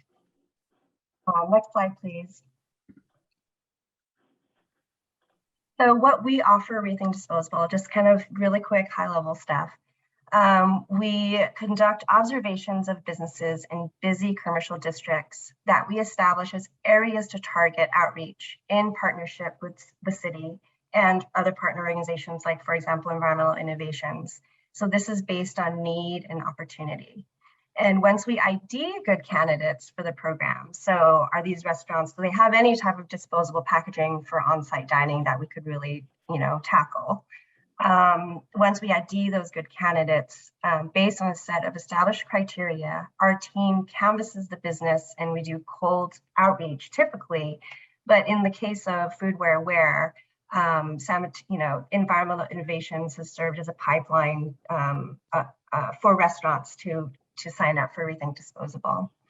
Once we sign up a business, we make recommendations from our set of best management practices and take baseline packaging inventory on any items that we target for reduction.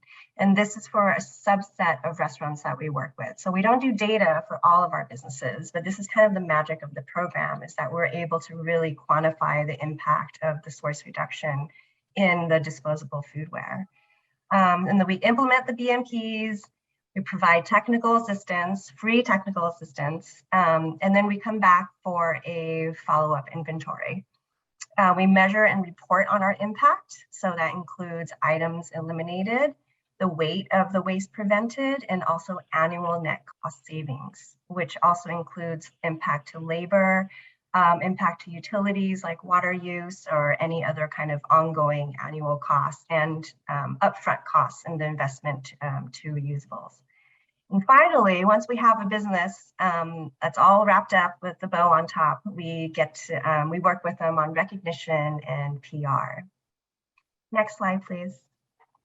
So this is a great example of a business that opted to transition all single-use packaging to reusable for on-site diners, which was about 50 to 60% of this business's operation, and minimize packaging that walked out the door with to-go orders.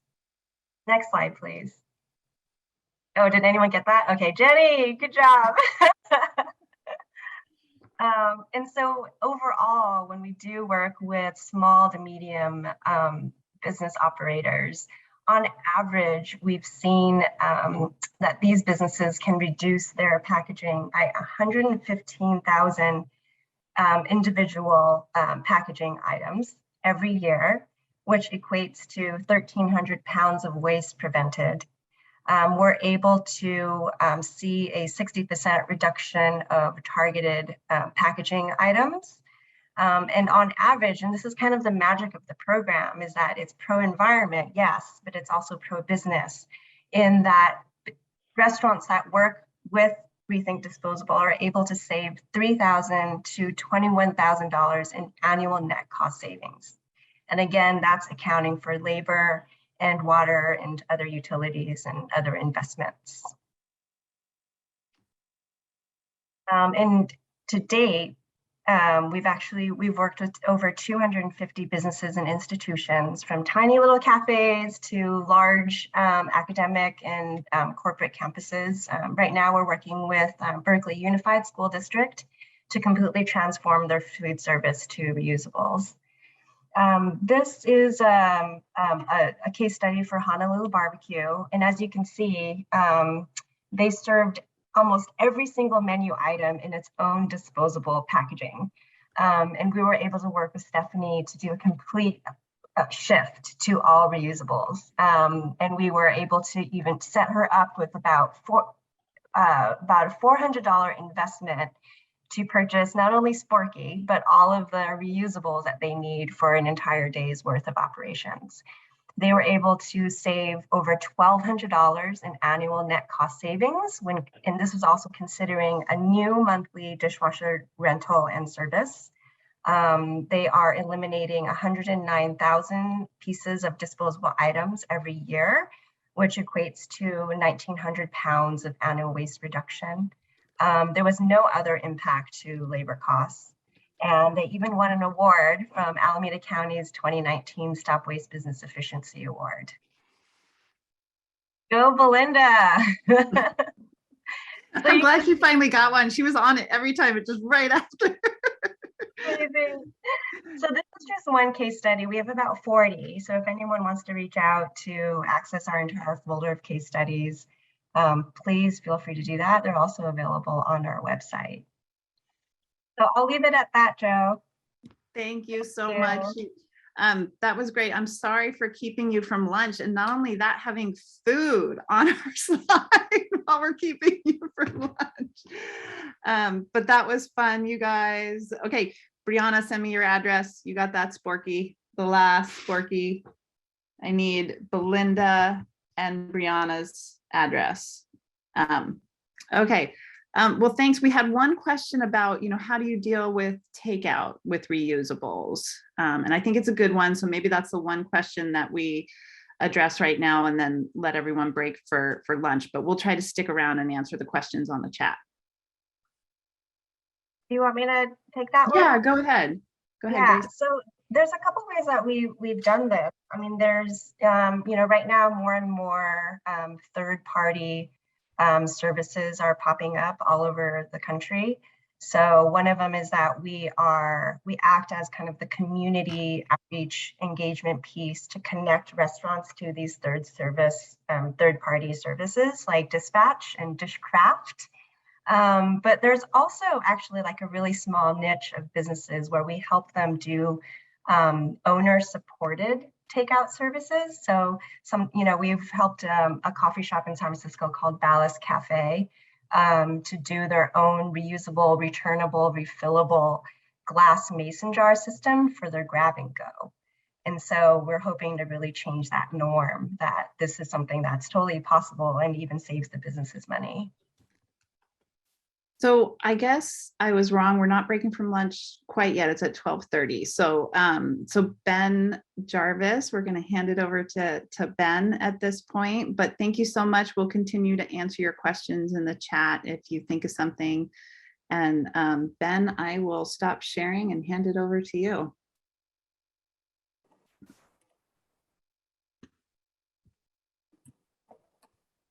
Thanks. I'm actually introducing Dr. Xiangbi, who's going to be talking about her research with regards to pollution prevention adoption among firms. Just her bio, Dr. Xiangbi is the senior economist in the Applied Research and Methods team at the U.S. Government Accountability Office. Her research interest is in studying how firms and consumers respond to environmental and food policies and measure the economic values of natural resources. Her recent research examines the effects of environmental regulation and voluntary initiatives in reducing pollution, estimates the recreation values of water resources, and quantifies individual willingness to pay and restore ecosystems. She's conducted her research in China, the Philippines, the Netherlands, and the United States, and used focus groups, surveys, econometric, and experimental methods. Among her 25 journal papers, she has published in the Journal of the Association of Environmental and Resource Economists, Ecosystem Services, Food Policy, American Journal of Agricultural Economics, etc. She holds a PhD in Agriculture and Applied Economics from the University of Illinois at Urbana-Champaign.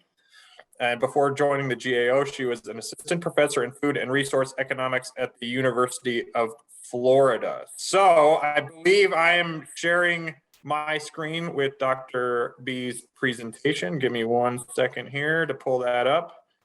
And I believe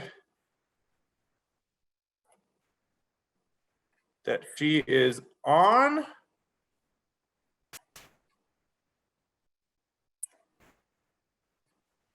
So Dr. B, when you're ready. All right, thank you. Can you hear me well, Ben? I can hear you. Okay, thank you so much for inviting me to participate in this conference and panel. And I'm just offering a little bit of a perspective from academic research to look at what we can learn from this large data set that are existed for over 3 decades on the toxic release inventory. And so next slide, please. Yeah, so I need a, yeah, thank you. So my primary interest is looking at how the Pollution Prevention Act have introduced non-regulatory approaches to encourage pollution prevention. And we know from all these examples I learned earlier that there are a lot of technical assistance grants and information exchange programs set up because of this following the 1990 Pollution Prevention Act. And what I mean by non-regulatory approach is in comparison with normal environmental compliance procedures where there's no prescriptions in terms of what type of technology should be adopted in what type of process. Rather, the idea is to encourage firms and polluters to identify their own opportunities to conduct source reduction. And this Pollution Prevention Act also expanded this existing information disclosure program. We call it the TRI. Primarily, the TRI focus on manufacturers in the US, and recently it has been expanded to include power generating sectors as well in late 1990s. And the idea of the TRI is to present the public a view about the toxic waste management at the facility level. And the TRI is reported for each TRI chemical and by each location of the facility. And by combining data sources and aggregate them, we can look at how much toxic releases are going to the air, water, and land, and how much waste are to be recycled or transferred for treatment and recycling. And we also have this information on the number of new pollution prevention practices or techniques that the facility reported each year. And if they don't have anything new to report, typically it's going to be blank. And if they have adopt a new practice different from the previous adoption, they will report the type of activities, such as I changed my raw material, or I changed how I run my inventories, and I changed how the equipment is implemented. And this type of data set has a very good property for academic research purpose because it gives a very comprehensive overview. We know not only where the toxic wastes are emitted, and we can also correlate that data with the community's characteristics of that location. We can also correlate that data with other business type of data that talked about who are the firms that own these facilities, especially the public firms data that we can locate. And also there's a private sector that providing data in terms of establishment or facility level information that you can correlate those data, and in order to figure out who are the adopters, who are not, and what factors motivate adoption. And we can also correlate the TRI data with environmental regulation from the EPA, because they established a matrix to link particular TRI chemicals to particular environmental regulations, such as the Clean Air Act or Clean Water Act. And the next slide, please. Okay, so the related literature typically looking at incentives for pollution prevention adoption and reducing toxic releases through using observational data, just like we did. The idea is that typically they find the firms reduce toxic releases because they face stronger pressure from the communities and consumers and investors and the public in general. Typically, those approximate forces are using income of the communities, or whether the firms are producing consumer products, whether the firms have a higher market values in the stock market, and whether there's adverse news coverage on the firms about their toxic pollution. So they have a lot of research that correlate the reduction of toxic releases with those pressures. And in particularly in the research, we have the researchers have also identified for pollution prevention technology practice adoption. Typically, this type of pressure also motivate facilities or firms to adopt P2, and as well as environmental management system. And especially if a firm have such an environmental management system, they're more likely to adopt pollution prevention as well. So both P2 and the environmental management system seems to be complementary to each other. And the other about the effects, to what extent adopting P2 really helped to reduce pollution. Studies have shown that there is a reduction of toxic releases to the environment correlated with adoption of P2 in general, using the data from the toxic release inventory. In addition, we also, in our own research, we also looked at whether adopting P2 really changed how the waste management structure of the facility. And what we found is that there are potential substitution and spillover effect from adopting P2. And we noticed the toxic releases to air and water have reduced equally. However, if we compare the proportion of the waste to transferred for treatment and recycle, and we see that adopting P2 is actually associated with facilities using more of this waste treatment as well as recycling approach to reduce toxic release. And we also, in a recent study, we also noticed that facilities that had adopted a lot more type of pollution prevention practices in the past tend to have a better environmental outcome later when there is a new environmental reporting program that was introduced in early 2000. A lot of power generating sectors are subject to this greenhouse gas reporting program. And we noticed that power plants who had more P2 experience actually were able to reduce more greenhouse gas emissions later. So these are the general literatures in terms of the effects and the motivations of adopting P2. Next slide, please.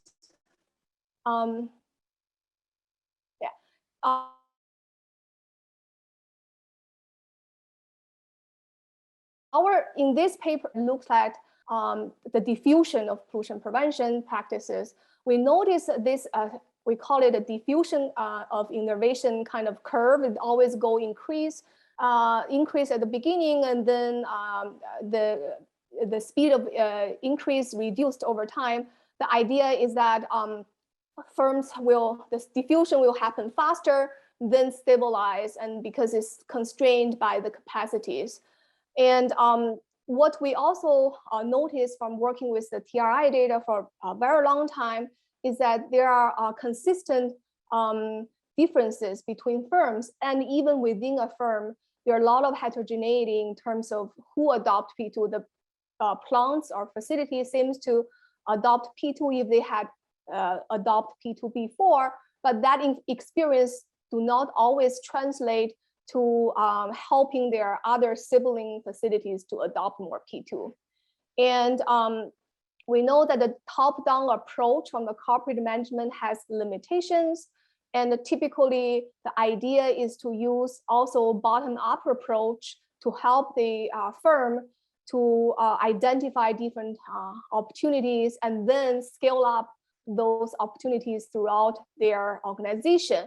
And we know top-down as well as bottom-up approach could be complementary, but we don't know to what extent there is a limit in terms of the bottom-up approach, and to what extent the adoption by peers really influence their sibling adoption, and what type of firms will be better off in terms of diffusing this information among all their subsidiaries.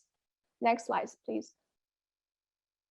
And so in using this observational data from the TRI, we study the technology diffusion. We have to admit that we don't observe any interactions directly within the firms. We can only observe there are facilities previous adoption, and we know the parent firms because they are reported in the TRI. We can identify the siblings, and we can see the history of adoptions by all the facilities in the TRI. So we will just assume that by observing his own adoption as well as his siblings' adoption, and this type of observation will help a facility to reduce the cost to find information about pollution prevention, to better use pollution prevention and have a better understanding about the benefits or limitations and pros and cons of the particular practice. And because of the reduced information cost, learning from itself or learning from siblings will really facilitate future adoption. And of course, the new information has a value. The marginal value is going to decrease over time as new information coming over, old information become obsolete and is bounded by a facility and firm's capacity. So in our study, we're going to look at a facility's adoption in a particular year with respect to all his siblings' previous knowledge of P2. We call it a knowledge stock that's typically used in the literature in technology as well as marketing to measure the aggregate level of available information. And then we also observe his own adoption, assuming the facility is able to learn from doing and not repeating mistakes again. And then we control for the firm's characteristics that typically associated with diffusion within the organization. For example, whether they have a very homogeneous type of subsidiaries, whether they have a large size of a firm or large size of subsidiaries, whether they operate in multiple states or in a single state. Then we also control for the information we observe from other data set by correlating the other data set with the TRI. We know there are a number of employees, roughly. We know whether they have been inspected by the EPA as well as state agencies.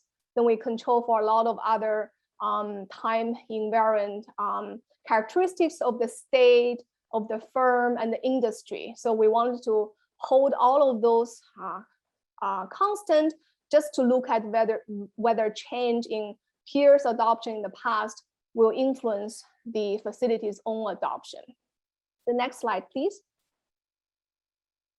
And here, I'm just going to show several graphs that we have produced from simulation because we want to really show the long-term impact of information spillover or learning from your peers.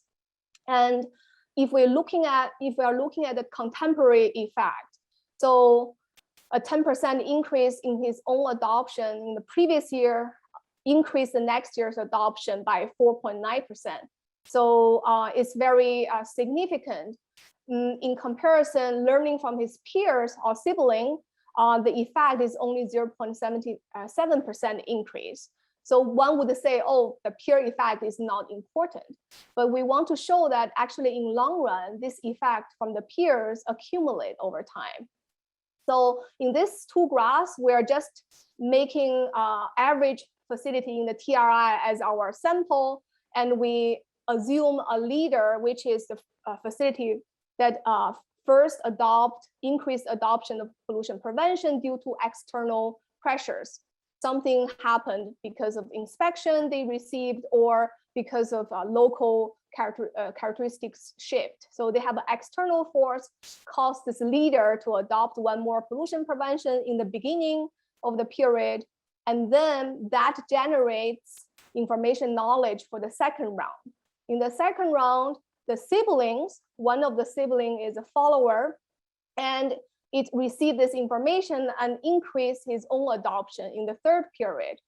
That increase of information will accumulate again in the fourth period, spilling over from the follower back to the leader. So the idea is that the information, because we're looking at the leader and then the siblings, all the siblings benefit from the information from the leader, and by increasing their adoptions in the second period, they accumulate more knowledge for the whole firm to share.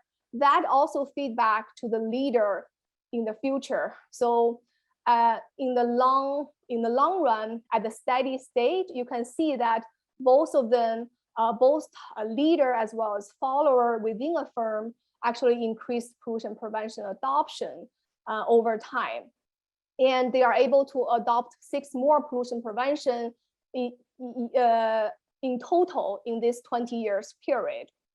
And if we're assuming there's no impact from the neighbors, we will see that the adoption per year will reduce, and then the total adoption within the firm will also reduce.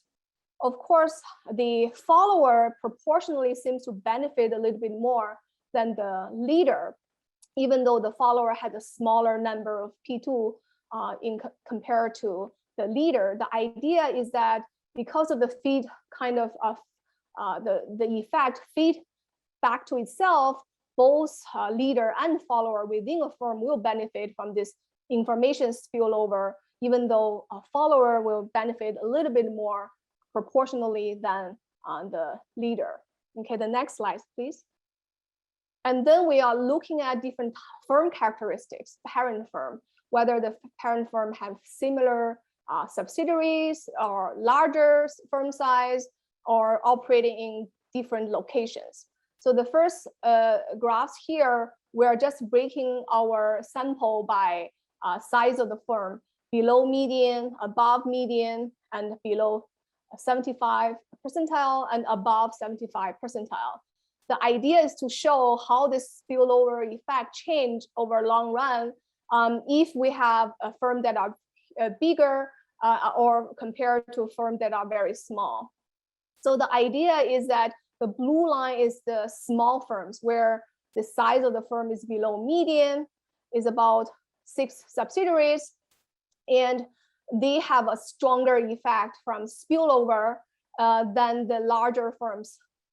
Essentially, for very large firms above 75 percentile, they actually the spillover effect is almost 0. So they're not learning a lot among themselves if a facility are located into in a large firm.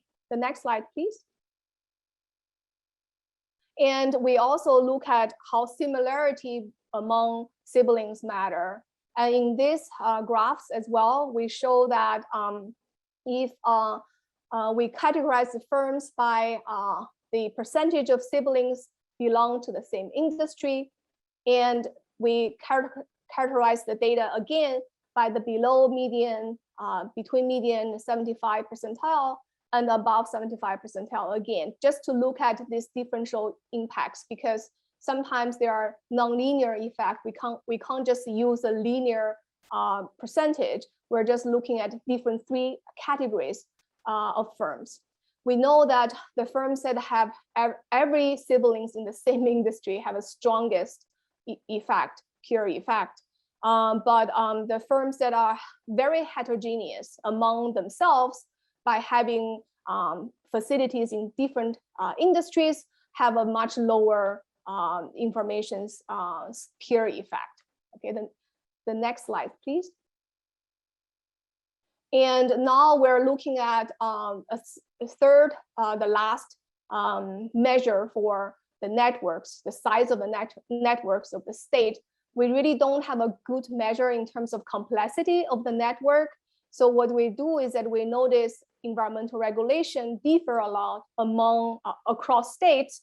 So what we're going to do is just to classify firms by the firm who are really operating one state, operating in the median and the 75th percentile states, which is about 6 states, and the firm that operate in more than 8 states, which is the 75th percentile in our data.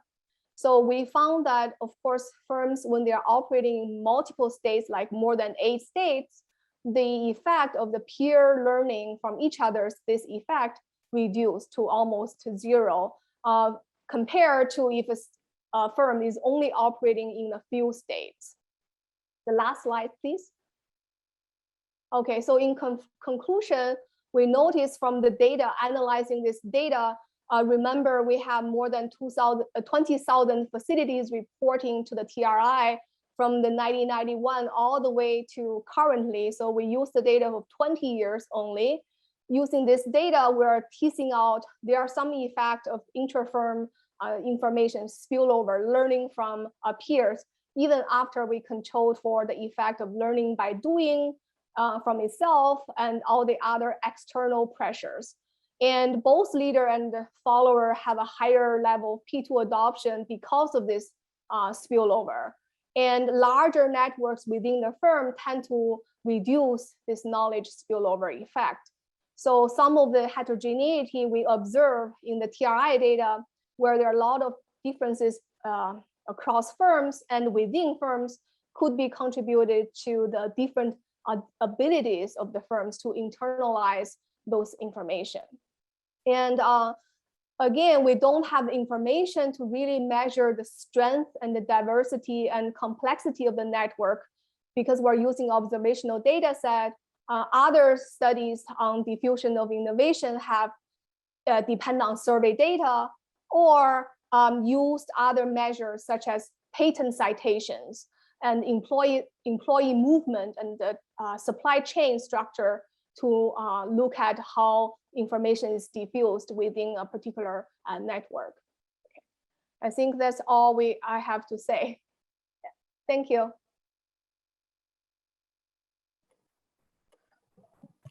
Well, thank you so much, Dr. B. I really appreciate that. I think that's a lot for folks to chew on. You know, we're always interested in learning more about what we can do to accelerate, you know, adoption of P2 practices, how we can accelerate convergence among businesses in shared industries, and that the data that you have on information spillover and some of the key influencing factors, I think is something that we can use to think really strategically about how we're really allocating resources and reaching out to businesses, because I think that there's a lot of opportunity for future collaboration using this information to increase adoption rates of P2. So I really appreciate you spending some time with us today, and thank you so much.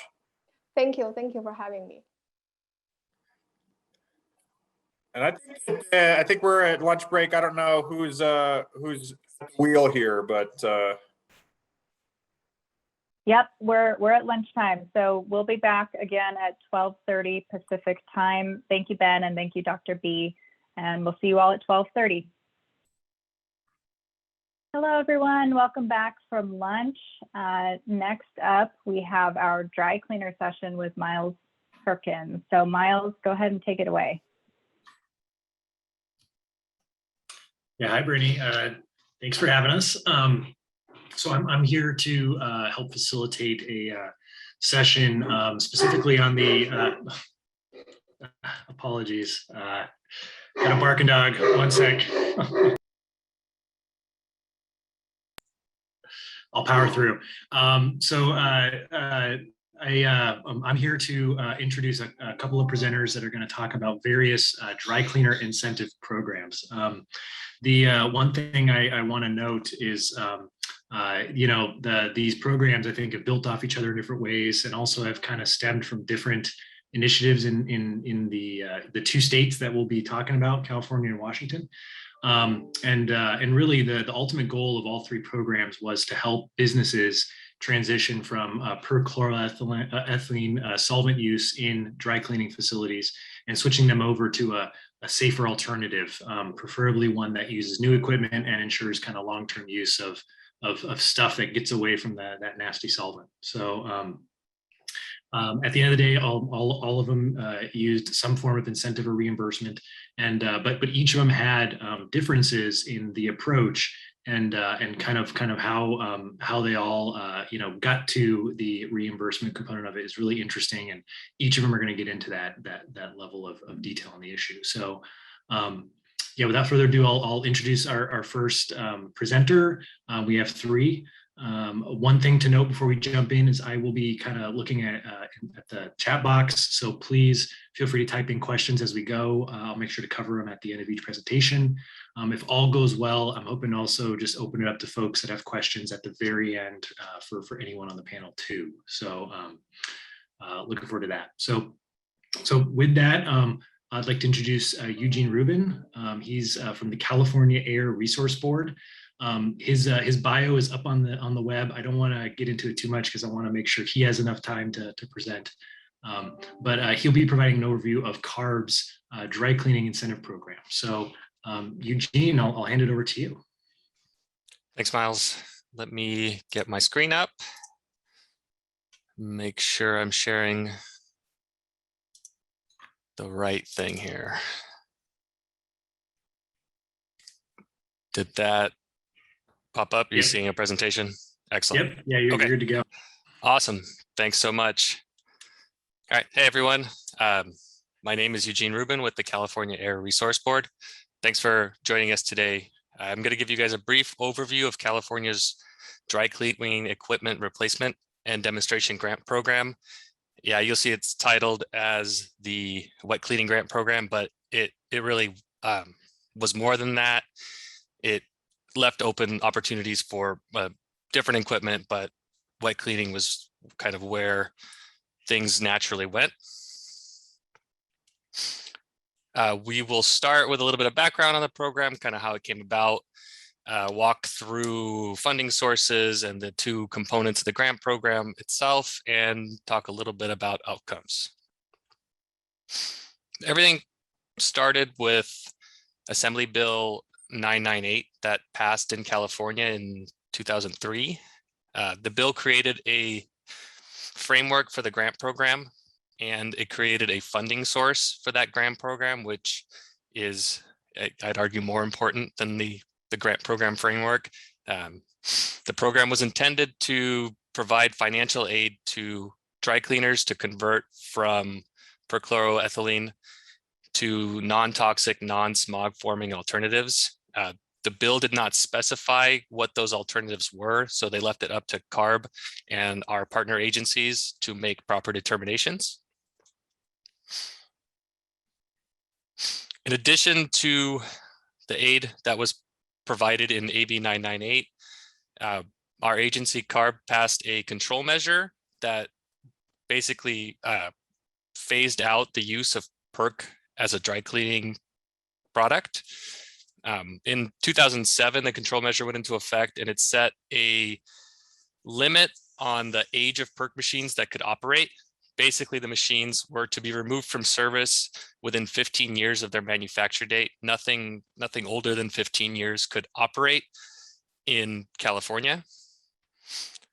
The final phase out date will be January 1st, 2023. The last few machines are still operating. We have less than 20, I think, something around there, still operating in the state, and they should all be gone by the end of 2022, beginning of 2023. A slight kind of difference in how we implement things in California.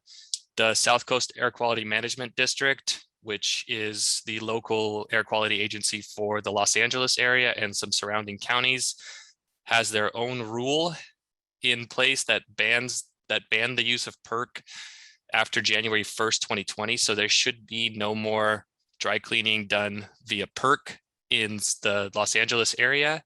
That rule did not require an age of machine for removal. So machines were able to operate longer, but the effective removal date was a little bit sooner than ours. And we agreed that with them, and that there was it was a kind of a equivalent approach, and got the reductions we wanted. South Coast also has their own, or had their own, funding program for this with slightly different eligibility requirements, and I'll briefly cover that a bit as well. So in AB 998, the funding source was established based on the sales of PERC. So PERC distributors were charged a $3 per gallon fee for every gallon of PERC sold at the start. This fee increased by $1 per gallon every year, and at a maximum of $12 per gallon. That fee is going to be collected until there is no more PERC sold in California. So we're still collecting a little bit of money for the program every year.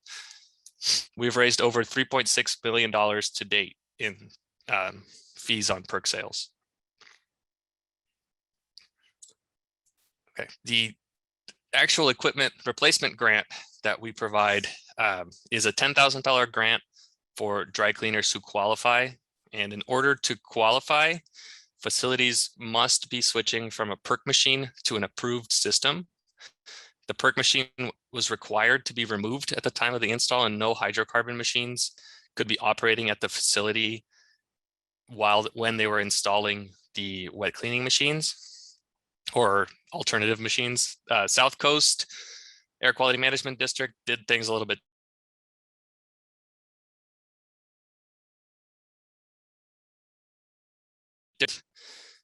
or alternate to be installed regardless of if they had other machines operating.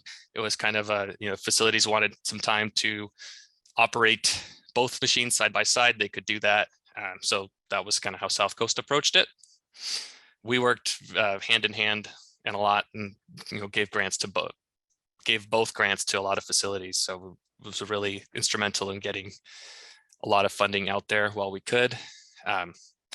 CARB was tasked with determining what equipment would meet the non-toxic, non-smog forming standard to be eligible for this grant. And we worked with our partner agencies, our Office of Environmental Health Hazard Assessment, our Water Resource Department, our Department of Toxic Substance Control, and some other agencies to make sure that there were no toxic effects for any of the replacement products. There were no hazardous wastes generated, no water impacts that we were unaware of. So it was a pretty robust joint effort. The two systems that ended up getting approved were CO2 cleaning and a wet cleaning system with 4 components. For a wet cleaning system, they needed the specific wet cleaning washer and dryer. And then additionally, they needed the 2 pieces of tensioning equipment, one for pants and one for shirts. This 4 component system is really what made the wet cleaning possible. So we issued 151 grants to replace perk machines. 149 of those were wet cleaning systems. There were a couple CO2 systems installed early on in the grant program, but there haven't been any installed in California that I know of in probably 15 years or so. I'm not sure if those are being installed anywhere else. We actually expected to see a rush of applications in 2020 as facilities in the South Coast area were finishing up replacements for their perk machines. But due to the wide-ranging impacts of COVID, there were no applications for grants. I'm sure those of you who are familiar with the dry cleaning industry know how impacted they have been by all this. We don't expect that there's going to be more than a handful of grant applications from now on until the final replacement day, mainly because most perk machines have already been replaced and removed, and others just will choose not to do it or choose to convert to something else. The other component of our grant program was the demonstration program. So from the beginning of the program in 2007 to 2014, CARB contracted the management of the demonstration program to different universities and research institutes and colleges. These groups created information on wet cleaning equipment in both English and Korean. So anything from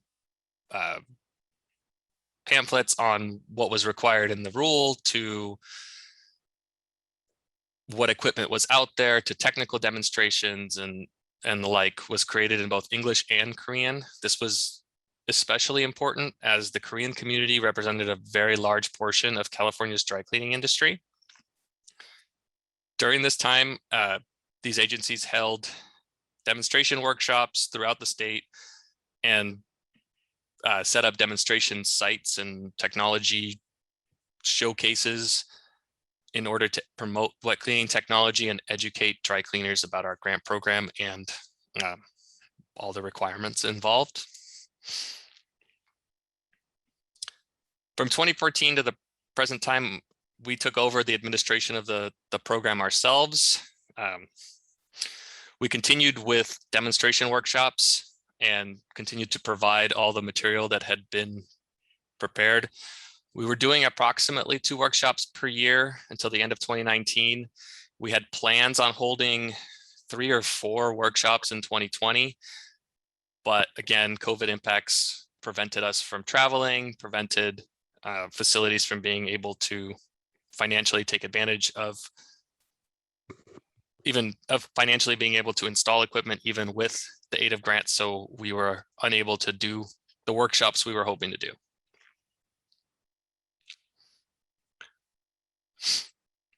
For the funding that came through the demonstration grants, after we started administering the program, facilities were eligible to sign up to host a workshop and receive up to a $7,500 grant. They were able to renew this commitment every 2 years, but for the duration of their 2-year term, they were required to be available to answer questions and provide any demonstrations that potential dry clean or wet cleaning customers would want or need.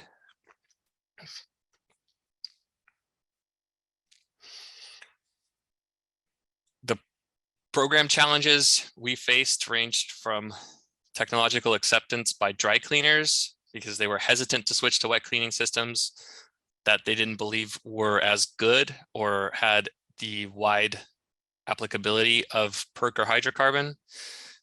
Additionally, we saw that in some areas of the state, there were customers who did not want wet cleaning, and facilities operating there that were using wet cleaning had to specifically avoid providing that information that, they had to make sure that their customers didn't know they were going to wet cleaning, that they were still doing dry cleaning. Otherwise, the customers would find another location. It was kind of an interesting situation.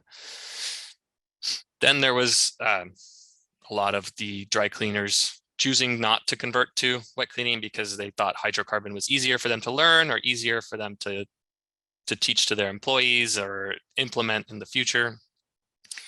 Garment labeling has been an issue as well. There's no wet cleaning label currently in the United States.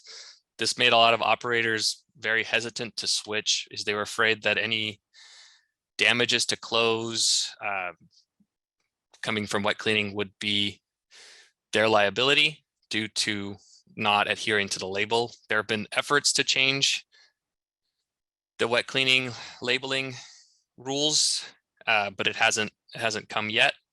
And then additionally, we had quite a bit of COVID-19 impacts, as I mentioned earlier. The businesses have really been hit hard, and even if they wanted to switch right now, a lot of them just simply don't have the business and don't have the finances to make it work, even with the availability of grants.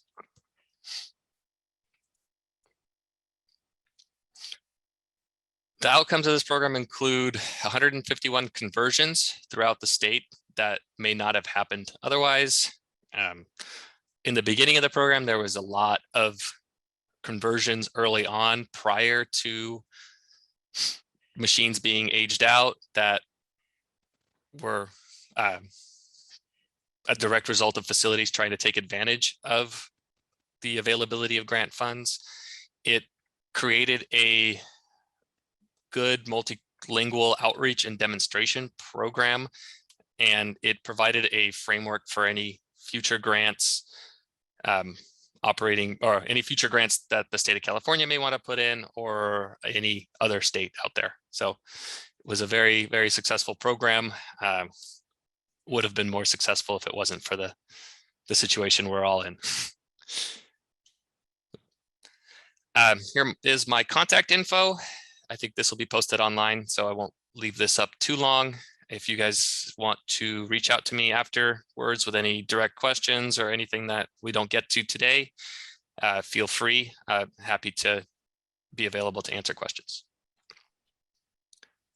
Hand it back over to you, Miles. If there are any questions.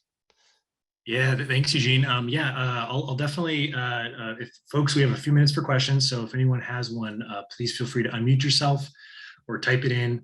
To kind of get us started real quick, Eugene, I did have one kind of follow-up. I know one thing that we, that based off your presentation, kind of what I saw is you kind of had you had the reimbursement, you had a training modules, you had a regulatory ban that was phased out, and then it looked like you also had product fees.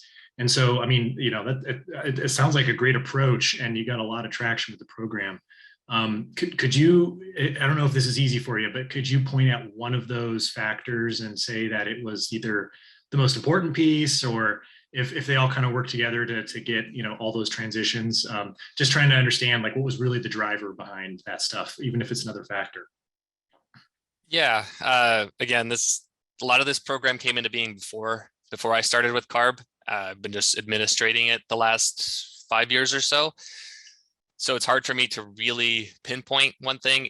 In my opinion, the availability of technology partnered with the ban is really the kind of the way it worked. We've seen in a lot of cases where there's technology available for some process that may be less toxic, but there's no requirement to switch to it. So nobody really moves to it. I don't see the program being nearly as effective if we didn't force, if facilities weren't forced to get away from PERC. I don't know that they really would. It's comfortable for them. They know how to use it. They understand the limitations.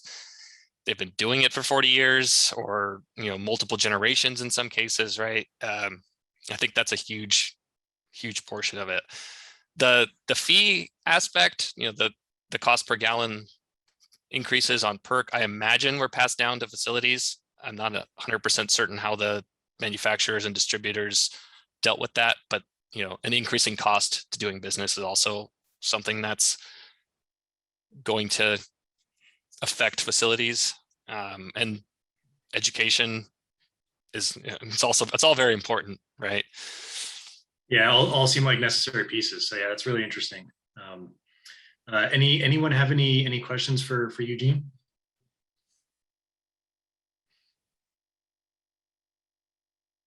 There'll also be time at the end of the presentation, so we can keep moving along. Real quick though, Eugene, I know for me, the last other thing is that, this approach where you had the California Assembly do a ban and then kind of incorporate all these different components of it. Have they done that for other target industries or target chemicals? Are there other examples out there in addition to PERC? We have some, not really for stationary type sources. We do have a lot of incentive program for mobile sources. There's a lot of work to get rid of diesel school buses and diesel trucks and all that type of stuff. As far as from the statewide perspective, I'm hoping we get some more programs like this that open things up for specific, industries. But right now, there's really, it was mainly focused on the mobile side, so diesel. Gotcha. No, I appreciate that. Okay, well, again, Eugene, thank you so much. And again, if you folks have questions, we'll have time hopefully at the end for discussion. So with that, I'll move over to Katie Fellows, who is with King County Hazardous Waste. Katie's going to be providing an overview of a dry cleaner program that they worked and installed and recently kind of sunsetted. And she'll be talking about how they helped dry cleaners convert from PERC to wet cleaning systems. So Katie, I'll hand it over to you. All right.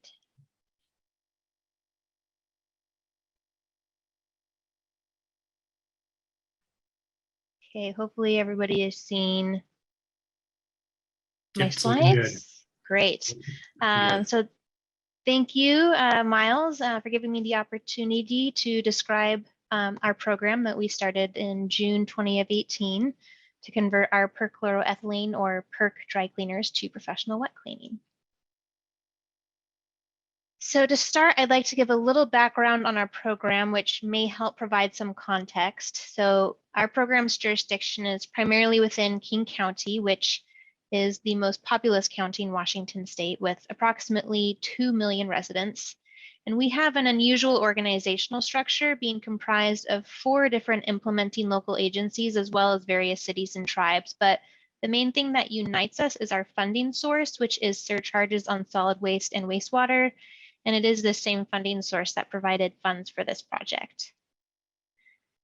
So as we know, perchloroethylene or PERC is the most used solvent in the dry cleaning industry, and it's also highly toxic to humans, and workers at dry cleaning businesses are particularly at risk for high exposures and the resulting health impacts. PERC is also a persistent environmental pollutant and is specifically a substantial water contamination issue. And leaking equipment and improper disposal can lead to PERC being released into the environment and making its way into stormwater and groundwater. And there are nearly 200 cleanup sites in King County that are contaminated by PERC from dry cleaners. So our program's long history of visiting dry cleaning shops started in 1996 when we learned that several local dry cleaners were responsible for contaminating groundwater with PERC. And consequently, over the next several years, our program staff visited approximately 20% of the King County dry cleaners to evaluate their waste handling practices, and also began a large technical assistance initiative, as well as providing financial assistance to help dry cleaners switch to safer alternatives. PERC pollution from dry cleaning is also a racial equity issue. So in 2010, we conducted a survey of the dry cleaning community in King County to get a better understanding of the business sector. And this is what we learned. Most shops were using PERC as their primary dry cleaning solvent, about 69% of the approximately 200 shops at the time. The vast majority of shops were owned and operated by immigrants from South Korea. The vast majority of these shops were family owned, and just under 1/2 of shops had employees. And we later discovered that most of these employees are Hispanic. Dry cleaners are also more likely to be in economically disadvantaged neighborhoods. So clearly there are some equity and social justice issues to consider in this industry. Also considering that many of these workers have limited English language skills while using some of the most hazardous chemicals used in any industry. The good news is that safer alternatives to PERC are available. We did extensive studies of many of these alternative processes, and upon reviewing all this information, decided that the preferred alternative to PERC is professional wet cleaning, which uses water and detergent rather than an organic solvent. We then had to decide how best to convert PERC dry cleaners to professional wet cleaning. So we reviewed a variety of approaches that have been used across the country, ranging from outright bans to financial help, demonstration programs, and signage to inform the public. In 2011, we hosted a work group with the goal of harmonizing best management practices and interventions across the local dry cleaning industry. And this work group included representatives from several regulatory agencies with local jurisdiction and included vendors, shop owners, and others that were knowledgeable about the industry. The work group sponsored and organized meetings of the Korean Dry Cleaning Association, which allowed us to interact with and gather information from many Korean dry cleaning business owners. And from this, we learned that the principal barrier to shops adopting safer technologies was cost. So consequently, we decided to initiate a financial incentive program. And the main reimbursement requirement was that shops were to switch to professional wet cleaning only, and we were not going to support any other solvent. So in June of 2018, the Hasways program started a project with the goal of a PERC-free King County by 2025. And in order to reduce the number of PERC dry cleaning cleaners in the county, we began offering a $20,000 reimbursement to shop owners that were willing to switch from PERC to wet cleaning. And during our initial pilot program, which ran through June of 2019, we switched 11 shops over to professional wet cleaning. And our goal was then to continue to switch 10 shops per year until all the PERC dry cleaners in King County converted to professional wet cleaning. Here is an overview of the project's milestones. After successful completion of the pilot project, we fully launched the project in the summer of 2019.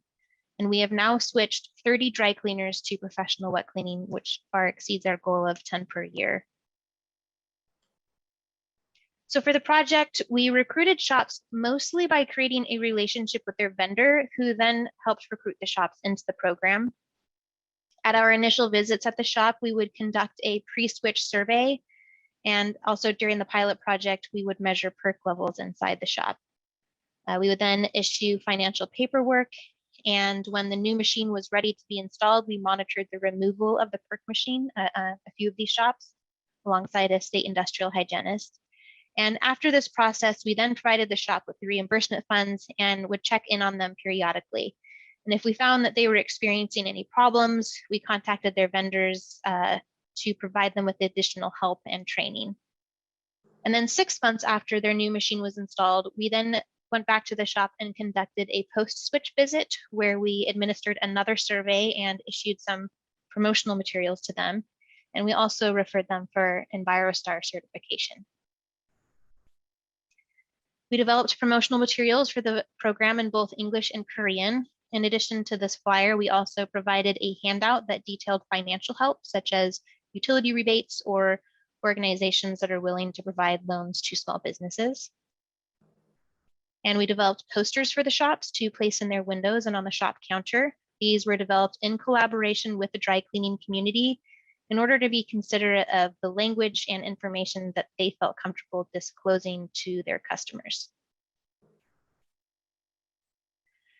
So overall, we were able to switch 30 shops to professional wet cleaning in King County before we decided to end our program earlier this year. And this is what we learned through our surveys performed at these shop visits. So the median age of PERC machines in King County is 19 years. 8 of the 10 machines that we initially tested, we found to be leaking PERC. The cost to switch to professional wet cleaning ranged from $40,000 to $60,000.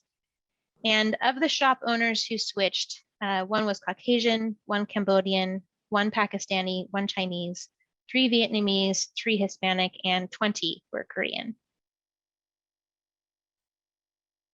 When we went back to the shops about 6 months after they switched, we asked them the question, how happy are you with your decision to switch from PERC to professional wet cleaning? And nearly all dry cleaning shop owners were happy with their decision to switch to wet cleaning. Some initial complaints from those that were experiencing problems included dye bleeding, shrinkage, and excessive finishing time. But those shops that were having those problems at first are now doing much better after working with the equipment vendors and receiving some more training on the equipment. Only one shop remains unhappy, and after working with a shop, we have determined that it's in large part due to some communication barriers and mostly a lack of tensioning equipment in the shop. The shop is also new to dry cleaning, so they don't quite have the same experience that many of the other successful shops have. So some lessons learned through our program include the importance of using culturally appropriate methods to engage the Korean dry cleaning community, providing a financial incentive, ensuring that PERC dry cleaning machines are removed in a manner that protects human health and the environment, ensuring that hazardous process chemicals are removed from the shops at the same time as the PERC machine, ensuring that shops continue to use relatively safe process chemicals, and emphasizing that garment tensioning equipment is required for a professional wet cleaning shop to be successful. This project has been a great example of how local investment in public and environmental health can have national impacts. So for example, we recently wrote a peer-reviewed article describing this project for Frontiers in Public Health. We've clearly demonstrated that a commercially viable, safer alternative to PERC is readily adoptable by small businesses. Our work has been cited by the EPA as it was considering risk management strategies for PERC under amended TSCA, and we have continued to share recommendations with EPA staff. We also provided an environmental justice perspective when testifying to the EPA, emphasizing the burden of PERC exposures on BIPOC communities. And we have shared our approach to transitioning PERC dry cleaners to wet cleaning with several local programs who are considering these efforts themselves. And I just want to reiterate that the success of this program was really due to political support from our elected officials, partnership with the vendor community, trusted interactions with dry cleaning business owners, and also the initiation of a similar financial incentive program by the Washington State Department of Ecology, which we will hear about next. And finally, this project has been a real team effort within our program between a number of our teams, including policy, research, and business services. And with that, I have here my contact information, and I'm also happy to take any questions. Thanks, Katie. Yeah, great presentation. Does anyone have any questions for Katie? We got a couple minutes for moving over to ecology. While folks are thinking, real quick, Katie, I know I know you did a high-level review for a lot of stuff, but I was wondering if you could briefly talk about how you ended up selecting wet cleaning as kind of the only option that you guys used for reimbursement, and kind of what led to that. Because I know there was a big list of stuff, and just wondering if you could give a quick scenario on how you guys settled on that. Well, I can't speak for the those in the program that made that decision, since that happened before I started with the program in 2019. But from what I know, mostly it's because professional wet cleaning is the only option that that doesn't end up producing a hazardous waste at the end. You know, there are obviously some other alternatives, such as like the carbon dioxide machines, but those are pretty costly and have not really been adopted by anybody within the county. So I'm going to say that is the reason, but I could be wrong. No, that's the same thing we saw at Ecology. I know that the pricing of the machinery was a lot less than some of the alternatives out there, which is great. And you're right, it was, yeah, I think it was very environmentally friendly. So we did get a question from from someone online. It's like from Mikey. Might have missed this, but do you know how many of the dry cleaners became Envirostar certified? Oh, I did not mention that. You know, it's been a while since I've looked at our spreadsheet to keep track. But the last time I checked, about half of them had. And, you know, we've been working with our program staff to make sure that we have people that are going to these shops and helping them fill out the application if they are interested in becoming Envirostars. Great. And we got one more question here. What spot cleaning chemicals are the wet cleaners using? Are they using PERC or other solvents? So we did find that a few shops, after the removal of their PERC machine, were still using some harmful spot cleaners. But you know, during our post-switch visits, we would talk to them and ask them to remove those chemicals from their shop. I would say the majority of the shops chose to use the spotting chemicals that were recommended by their vendor. There's like the sites and I think it's Decrit are the two main brands that the shops that we've switched have chosen to use for those spotting treatments. Great. It looks like we're right at time. So if you have any other questions for Katie, save them to the end. Thanks again, Katie. Really appreciate your time here. We'll move over to Sean, who will be talking about Ecology's program. And as Katie kind of mentioned, this program was in some ways built off of King County's model. There are definitely key differences, and Sean, I'm sure we'll get into that. So he'll be providing an overview of Ecology's product replacement program. And again, you know, talk a bit about where half of the state's dry cleaners have converted over to PERC, or from PERC to either hydrocarbon or professional wet cleaning. So Sean, I'll hand it over to you. Thanks, Miles. I appreciate it. I gotta move some stuff off my screen. Can you see my my presentation? Yep, it's up. Okay, yeah. Great. Thank you. Well, thanks, Miles. Thanks, Katie and Eugene. Appreciate hearing the success of your programs as well. Thanks, everyone, for having me. My name is Sean Smith, and I run Ecology's product replacement program, or PRP for short. I'll be talking today about PRP's PERC replacement project. Very similar to what some of what California and King County are doing. We're going to discuss the Ecology's overall PRP program, the PERC replacement project, the project's reimbursement process, the results, and what we've learned. So let's get started. The Washington State Department of Ecology's product replacement program is a cutting-edge preventative program designed to identify and address the most problematic product chemical combinations impacting our state. Specifically, the program provides reimbursement funding, collection and disposal services, and opportunities for businesses to transition to less toxic options. Thanks to funding from the Washington State Legislature, we can proactively address these problems before they become bigger and more costly. Currently, the PRP is running 6 replacement programs for products like auto degreasers, PFAS containing firefighting foam, mercury thermostats, flame retardant containing gym foam, PCB containing light ballast, and what we are going to talk about today, the PERC using dry cleaning machines. The PERC replacement program started in 2019 with its primary goal being to replace as many PERC using dry cleaning machines in Washington State with safer alternatives. A push for this program grew out of the Department of Ecology's changes to PERC regulations. Specifically, Ecology began enforcing prohibitions on the misting of PERC wastewater. Prior to enforcement, however, Ecology reached out to the state's 110 plus PERC dry cleaners and offered assistance to any wanting to transition from PERC to safer technologies, either professional wet cleaning or high flash hydrocarbon. To assist this transition, Ecology is providing dry cleaners up to $40,000. This transition not only protects the environment, but also improves workplace health and reduces the risk of costly cleanups.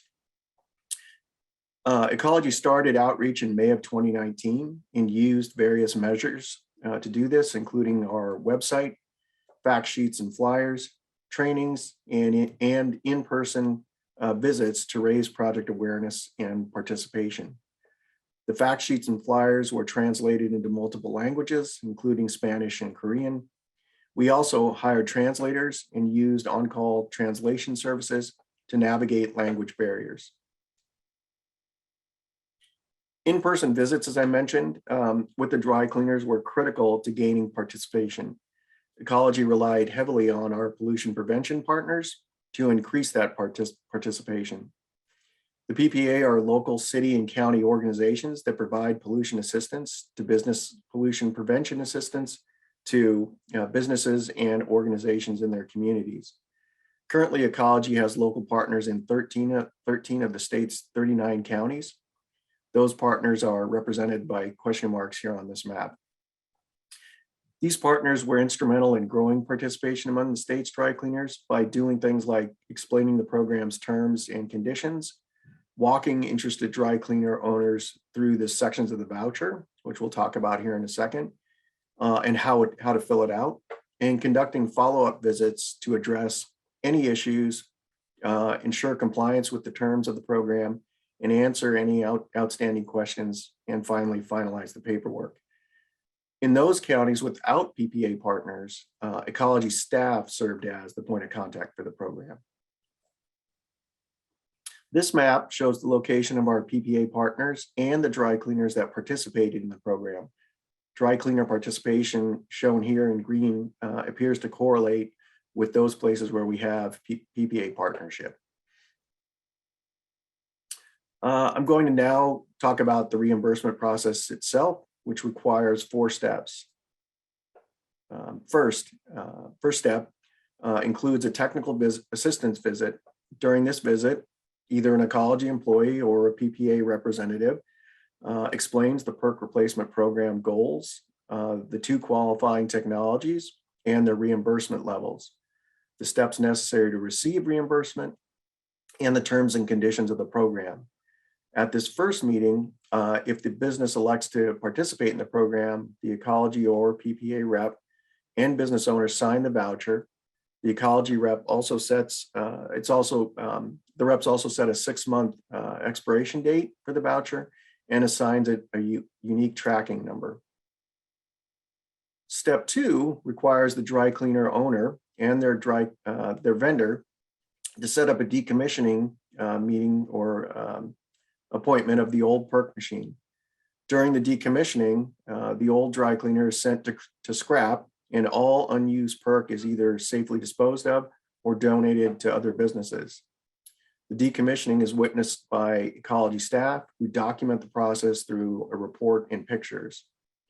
Meanwhile, the dry cleaner schedules with their vendor the installation of their new machine, either the PWC or high flash hydrocarbon. On average, removal of the old machine and the installation of a new one took about 48 hours. This quick turnaround time was important to many dry cleaners because it minimized disruptions to their business. Third, once the first 2 steps were complete, the PPA rep or Ecology rep submits the paperwork to the program manager, which is myself, including the signed voucher with an itemized invoice for the new machine and the scrap metal and hazardous waste receipts. Once the PPA or the PRP program manager has that completed voucher, it's reviewed, making sure everything is complete, including the requested reimbursement amount. If all is in order, the voucher is signed and forwarded to Ecology's finance department for payment. All of these materials, including the signed voucher, receipts, decommissioning reports and photos, and communications between Ecology, PPA reps, vendor, and the dry cleaner are kept in a business-specific SharePoint file, which can be used for, if, for example, there are questions on the reimbursement levels or a state audit. So what have been our results? What follows are the program stats. To date, we've issued 73 vouchers. 56 of those dry cleaners have completed the process, replacing their machines with and received reimbursement. More than 1.27 million has been dispersed in reimbursements. And average time between the voucher being issued and reimbursement is approximately 125 days. This timeframe was due to a number of factors, not the least of which was the COVID pandemic, but also businesses finding time to shut down their operations for decommissioning and installation. Securing funding was critical to purchase the new machine, and navigating the state payee process. The quickest replacement took less than a month, by the way. We'll go into greater detail regarding the overall PERC dry cleaning universe now. And this first pie chart shows the current status of the known dry cleaners in Washington State. As I mentioned prior to starting the reimbursement program, there were 110 known PERC dry cleaners. As stated, 56 of those, or 51%, have completed the reimbursement program. We have 6 vouchers that remain active, and those businesses are working their way through the process. We know of at least 13 dry cleaners that have gone out of business since the program started, which leaves about 34 dry cleaners still using PERC. Put another way, nearly 70% of the state's PERC dry cleaners have either converted to safer technologies, are either in the process of converting or have gone out of business. As can be seen from this slide, the majority of those conversions, 78%, took place west of the Cascades, which is a mountain range that runs almost right down the middle of the state, where that cluster is primarily around the greater Tacoma area. The remaining conversions, 22%, were outside of Puget Sound. This distribution makes sense for several reasons, not the least of which is that the vast majority of the state's dry cleaners are found in the Seattle-Tacoma area. Next, the PERC conversions. Next, we'll talk about the PERC conversions themselves. 80% were for professional wet cleaning. The remaining 20% were for high flash hydrocarbon machines. This conversion pattern is likely due to a number of factors, including the higher reimbursement level that we awarded for PWC, which was $40,000, as compared to $10,000 for high flash hydrocarbon.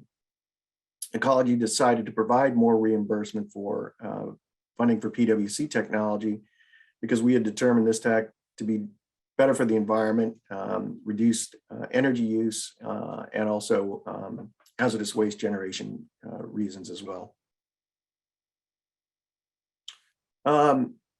Ecology recently completed a customer feedback survey to gauge the success of the program and to receive input on what went well and what can be improved. While we are still receiving that feedback, the key takeaways from the survey are as follows. There was great appreciation for the opportunity to transition and continue their operations, which would have been difficult otherwise. So they really appreciated the opportunity to do that and have minimal disruption on their business. Training on the new equipment, usually provided by the vendor, was also very important, and the dry cleaners appreciated that also. Additional equipment, as some Katie and Eugene have mentioned, like finishing tensioning equipment, was needed by some businesses, especially those that use PWC machine, which required further investment. So that was a key lesson we learned there too, is that some of this technology needed additional equipment to finish. We also asked those participating dry cleaners to score the overall program with a 1 to 5, 5 being the highest, and currently we're receiving about a 4.4 on our feedback. As stated earlier, the PERC replacement project's primary goal is to reduce dry cleaner PERC use. According to a study by the Journal of Cleaner Production, an average dry cleaner uses about 120 gallons of solvent per year. So extrapolating this, Ecology estimates that our efforts mean that about 6,000 gallons of PERC are no longer being used at these facilities, better protecting public health and the environment. Along with protecting the environment and public health, reduced PERC use can also save taxpayers millions of dollars in potential cleanup costs. So what are the lessons learned? We'll go into a lot of detail, but these are the main things we figured out. There's a high need for significant upfront planning. Ecology staff spent months developing the tools, networks, and infrastructure needed to implement the program. We continually learned as the program progressed and incorporated these lessons into our ongoing work. Staff, as I mentioned, situated in various communities, helped as well. Having frontline staff and partners to answer questions and help fill out forms created trust and dissipated unease, allowing businesses to make the transition. Also, access to translation services, as I mentioned, also helped facilitate trust. Third, some hurdles, however, were outside of agency control. Along with the ecology's process, we had to comply with Office of Financial Management, and they had a fairly intensive process for getting these vendors into the state payee system, which often took time to complete. Fourth, like the support of other partners, vendor support for the program was instrumental as well. Vendors promoted the reimbursement program and magnified the reach of our outreach efforts. They were very helpful in explaining the new technology to dry cleaners, answering their questions and providing training and dispelling any misconceptions or concerns they may have. Replacement choices were driven by reimbursement levels. As Katie had mentioned earlier, the amount of reimbursement apparently drove many dry cleaners to drove their decision on which technology to purchase. Providing more money for environmentally preferred options resulted in more businesses choosing that technology. And finally, learning new technology isn't always easy. Some businesses had been using PERC for decades. Switching to new machines in some instances required education and training. The vendors, as well as some of the dry cleaners themselves, stepped up and walked these new users through the steps and processes needed to achieve the best results. So training was critical to help ensure that businesses were happy with their new machines as well as sustain their businesses. So in summary, the program started in 2019. We've converted more than 50 of the dry cleaners to safer technologies. Customer feedback overall has been positive. PERC use at participating dry cleaners was eliminated, reducing the environmental and health impacts of at these businesses. And Ecology learned several lessons that are being incorporated into other reimbursement programs. So with that, there's my contact information as well, and I'm happy to answer any questions too. Thanks, Sean. Yeah, really appreciate it. Anybody have any questions for Sean? We got about 10 minutes, so yeah, definitely if Sean, if you have any questions for Sean specifically, and then I actually got a couple questions in the chat for everybody, so I'll make sure to look at those too once we get a first look. And then we got. I'm going to drop a couple links in the chat as well on the program, so if everyone can get more information on it if they want. The first is on the overall product replacement program. I think there was a question on earlier about other projects that might be agencies might be working on, and Ecology does have, as I mentioned, 4 other projects that we're working on. And then the second link is specific to our PERC replacement program. So. Great, thanks, Sean. And I think someone did include that already. So, so I think those links were added in. So really okay, thanks. Yeah. I did get one come in. I'm wondering if anyone involved, their confidential, non-regulatory Clean Air Act mandate small business environmental assistance program, SBEAP. I believe Washington King County do not have active SBEAPs. I'm not exactly sure. I don't know if Tony, if you wanted to jump on real quick. I apologize for butchering your question there. Oh, you didn't butcher it. It's just that I am with the SBEAP in North Carolina, and we have quite a good reputation with the dry cleaners because we are confidential, non-regulatory, and they really trust us.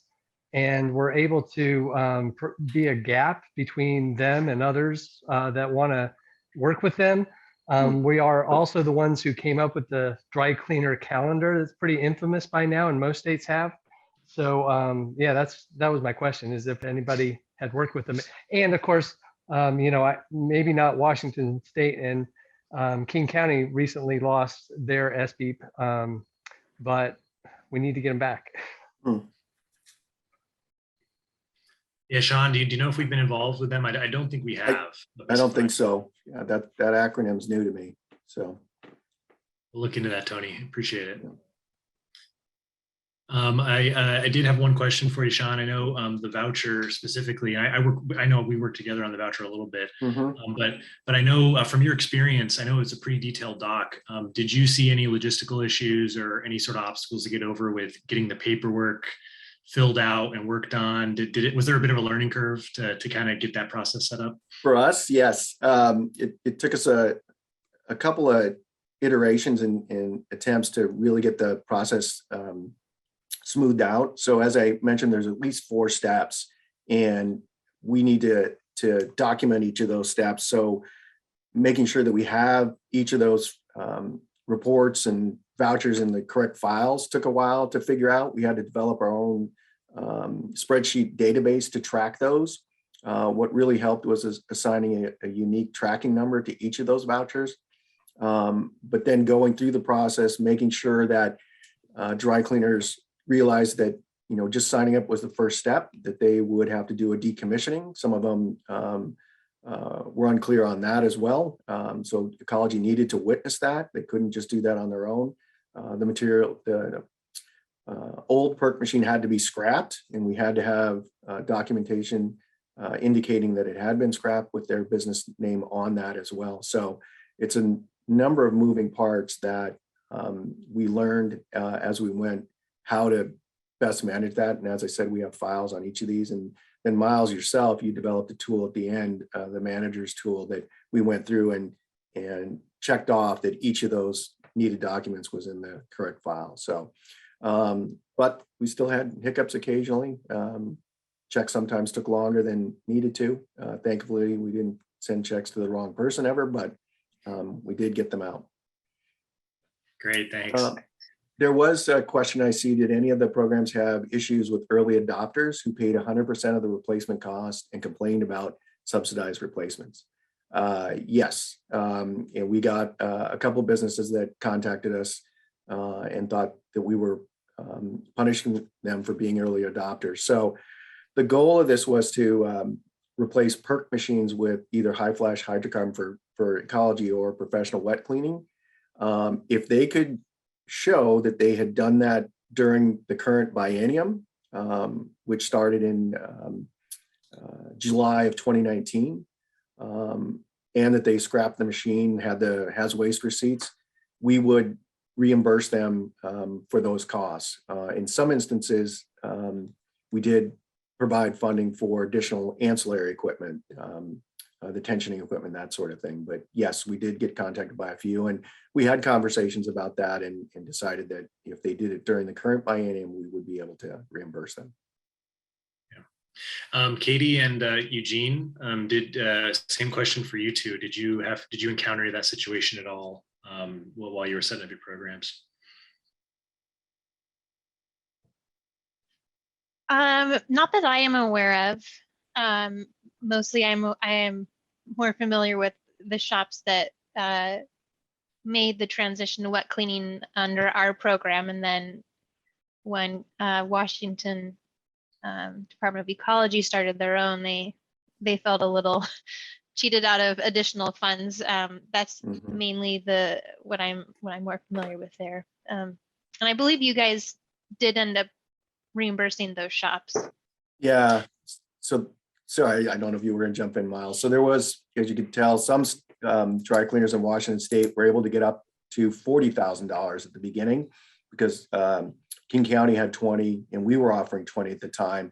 But dry cleaners outside of King County that converted to PWC were feeling like they got a little bit of they were at a disadvantage. So we upped the overall reimbursement for those outside of King County to $40,000. So we actually sent second checks to a number of dry cleaners as a result.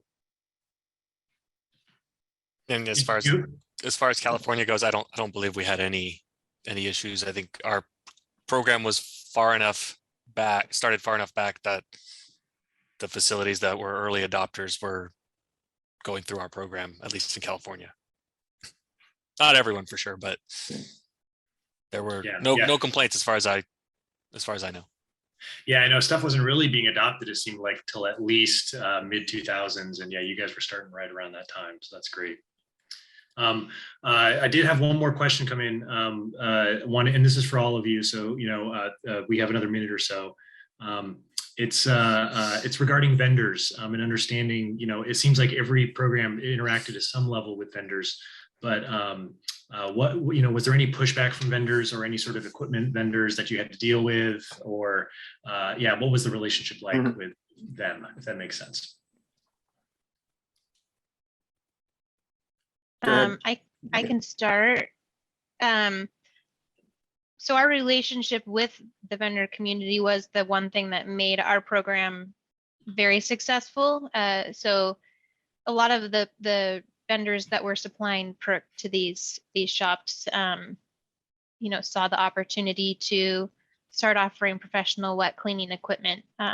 So I think, there wasn't necessarily an issue there. There did end up being some issues between competing vendors. But as far as I'm aware of, we didn't have any problems there. For us, as far as issues, no, not really. Obviously PERC manufacturers and equipment sellers were pretty against the ban, as you can imagine. But what we ended up with actually was a lot of our grants that were issued came through facilities using the same vendor. So the vendors that were able to offer services in applying for the grant were actually able to, I think it seemed like they were able to get a good amount of business that way. That was a selling point to go with them, because they, especially for the Korean community to navigate the paperwork and all that, it was a big help to have a vendor that was able to work through our system, basically. Yeah, same with ecology. We had a great relationship with our vendors, and they could basically carried the banner on it, and we would not have been as successful without them. And I can't stress enough the need for translation services too. That was really helpful in being able to communicate. These processes are complicated, even for us to understand, and having to do that in a language that's not your first language could be really, really hard. So it was really critical to have that. Okay, well, we're a few minutes over. Again, I just really want to appreciate the presenters, Sean, Eugene, and Katie. Really appreciate you sharing your programs and kind of talking about the nuances between them all. So I'll hand it back over to Brittany. And if you have questions, I think their contact info is in every presentation. So please reach out to them and they'll be happy to answer. So thank you all. Thank you. Thank you. Thank you, speakers, and thank you, Miles, for facilitating. That was a great session. Next up is our final session of the day. We will be discussing healthy nail salons, and the session will be facilitated by Swati Sharma. I'll hand it off to you. Great, thank you so much for having me here. I'm gonna just share my screen right now. All right. Well, thank you again. We have several speakers today, and today we will be talking about nail salons. We'll be covering the Healthy Nail Salon Recognition Program, salon product research, as well as legislation that's been happening in California, as well as federally. We have a lot of wonderful speakers today because there's a lot of great organizations that are working on this important issue. My name is Swati Sharma. I'm an independent environmental health consultant, and I'm also the research and policy director for the California Healthy Nail Salon Collaborative. We'll also have Dichle Yarmadici, who's the Senior Hazardous Substances Engineer for the Department of Toxic Substances Control. We'll have Mintu Lei, Assistant Coordinator from San Francisco's Department of Environment. Tuyet Han T. Pham, who's a nail salon owner of Perfection Nail Salon in San Francisco. We'll have Lisa Fu, who's the Executive Director for the California Healthy Nail Salon Collaborative. We'll also have Dr. Astrid Williams, who's the Environmental Justice and Reproductive Health Manager for Black Women for Wellness. We'll also have Jamie McConnell, who's the Deputy Director for Women's Voices for the Earth, and Janet Noodleman, who's the Director of Program and Public Policy for Breast Cancer Prevention Partners. And so just to tell you a little bit about the California Healthy Nail Salon Collaborative, our mission is to improve the health and safety and rights of the nail and beauty care workforce to achieve a healthier and more sustainable and just industry. So why are we talking about nail salons today? So prior to the pandemic, the nail salon industry was tripled over the last 2 decades, and it was one of the country's fastest growing sectors. And on a daily basis, for long hours, salon employees handle products such as nail polish thinners, acrylic powders, chemical hair dyes, chemical straighteners, and manicurists and hairstylists work up to 70 hours per week and are unknowingly and chronically exposed to these cancer-causing agents, endocrine disruptors, and other harmful components. The nail salon workforce is largely made up of Vietnamese immigrants and refugees who are primarily women of reproductive age who earn low wages. And then during the pandemic, it has hit this industry really hard, especially with all of the closures, reopening and closures. It is one of the industries that's been hit very hard by the pandemic. So going back about 10 years ago, the San Francisco Department of Environment, in partnership with the California Healthy Nail Salon Collaborative, launched the first Healthy Nail Salon Recognition Program, which helps nail salons choose safer products and practices and recognizes them for these efforts. They work hand in hand with these nail salons, having items like translated into Vietnamese and help them recognize what some of the harmful products they're being exposed to and what are some safer practices and products that they can implement. This program was adopted by several other counties in California, and then the state of California passed AB 2125, which is a statewide program to adopt the California Healthy Nail Salon Program. So to tell you more about the statewide program, I'm going to hand it over to Dichle Yarmadici, who is going to present about that. Dichle?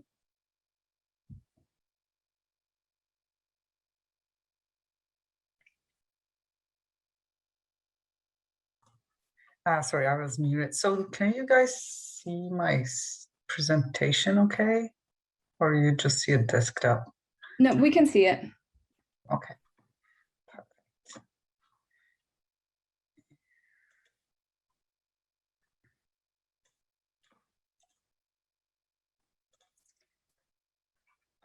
Hello, so today I'm going to give you an overview about DTSC's Healthy Nail Salon Recognition Program guidelines and its implementation plan for local government agencies.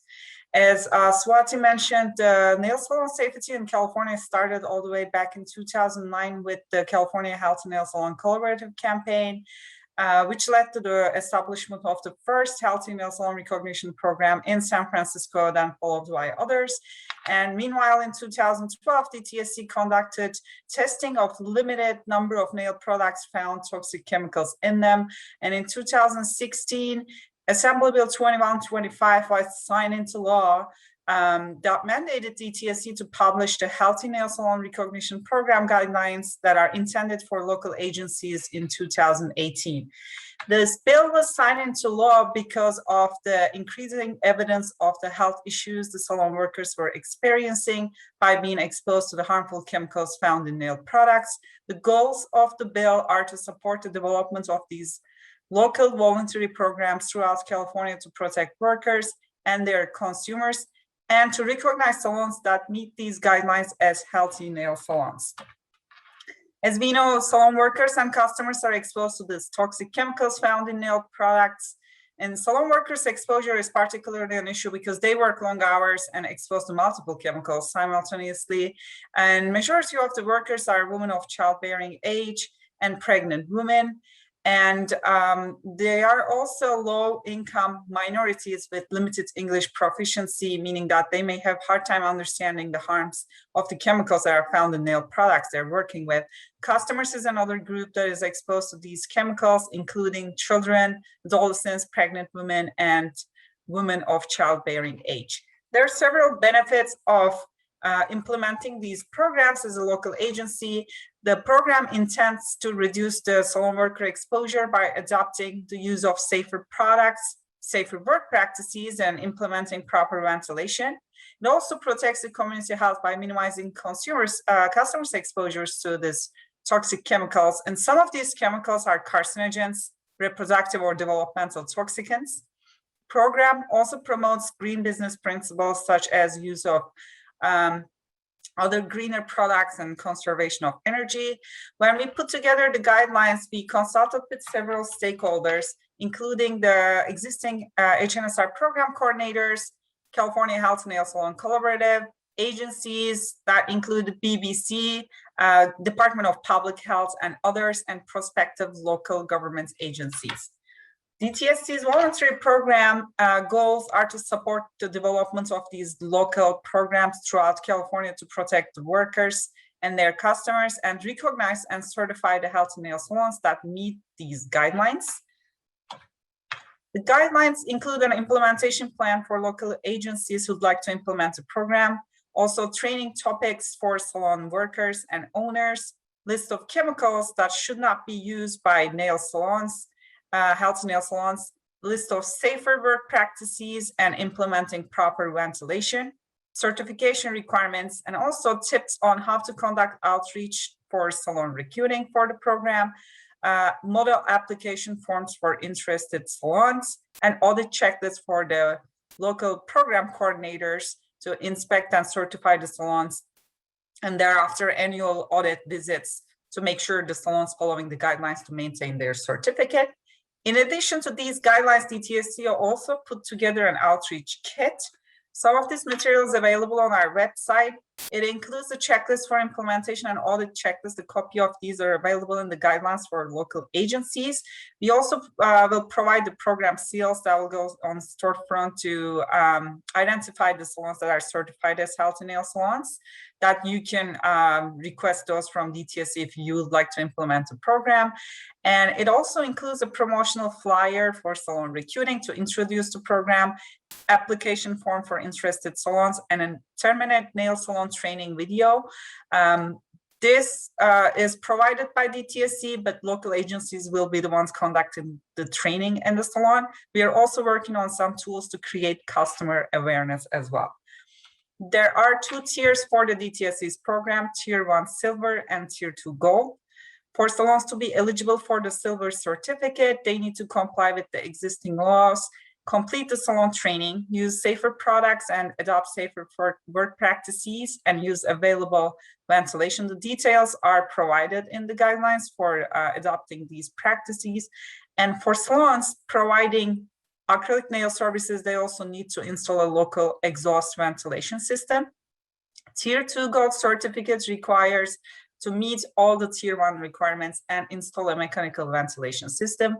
There are examples of what are the accepted mechanical ventilation systems provided to you in the guidelines.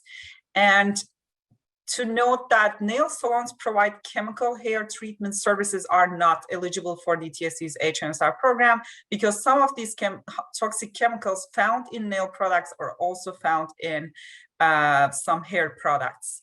As a local agency, if you'd like to implement the program, there are 3 main phases: recruitment, implementation, and maintenance phases. And in the recruitment phase, we recommend assigning 1 or 2 staff as your program coordinators who will compile a list of the nail salons in your city and county, and will conduct an outreach to those salons. There are tips and the guidelines on how to conduct that outreach. To note, agencies can opt to implement both silver and gold tiers or silver tier only in their jurisdiction. They also need to make sure that salon has no violations with BBC. This can be done by checking the BBC quarterly report. There are several in-person visits also need to be conducted to introduce the program. That will be the initial visit, and another visit to conduct the training, and the follow-up visit to inspect and certify the salon. And once the salon is certified, then annual audit visits to make sure that salon continues to follow the guidelines. If salons need to correct any issues in any of the steps, you may need to do more than one visit. For salons that show interest to join the program, then that puts us to the implementation phase, where they need to complete the training. That would be the training video provided by DTSC and conducted by the local coordinators. We recommend to do an annual refresher training because of the high turnover rate of the nail salon workers. And then when the salon owners are present, need to make sure they follow the guidelines, complete the training, and no violations. With the BBC, you can use the audit checklist for this visit and then certify the salon. Once you certify the salon the first time as a health nail salon, then that will put us to the last phase, which will be the maintenance phase.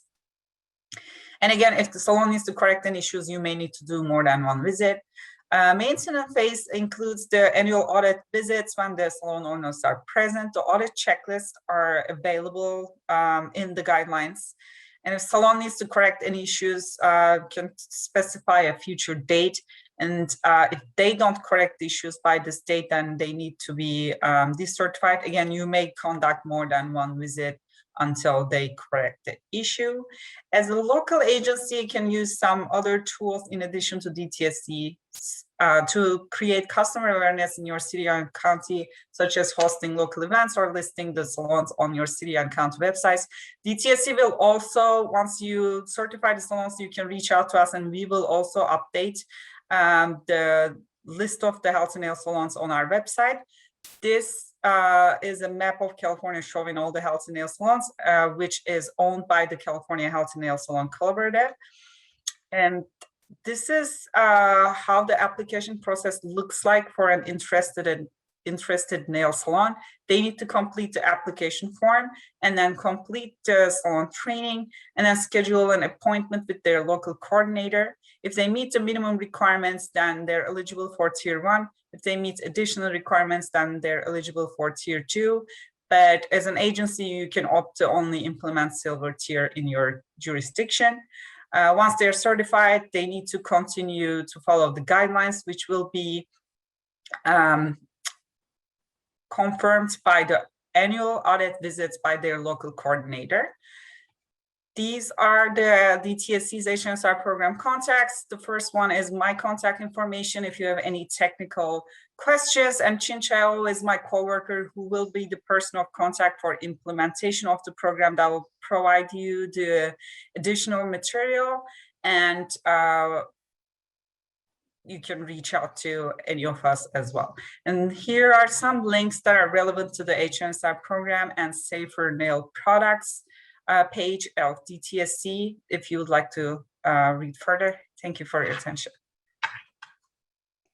Thank you so much, Deechle. I know that was a lot that you covered during a short time. I appreciate it. We're going to save our questions we'll have a Q&A session at the end, but feel free to put in the chat any questions that you might have. Next, we're going to have Tuyet Han Tifam, who is a nail salon owner of Perfection Nail Salon and Nail Spa in San Francisco, and it's a recognized healthy nail salon. And it is also in the process with the Green Business Program. We'll also have Min Tu Le, who will be translating for Tuyet Han. So welcome, thank you both. So Tuyet Han, if you can tell us, we had just a couple of questions. Why did you get involved in the Healthy Nail Salon Recognition Program?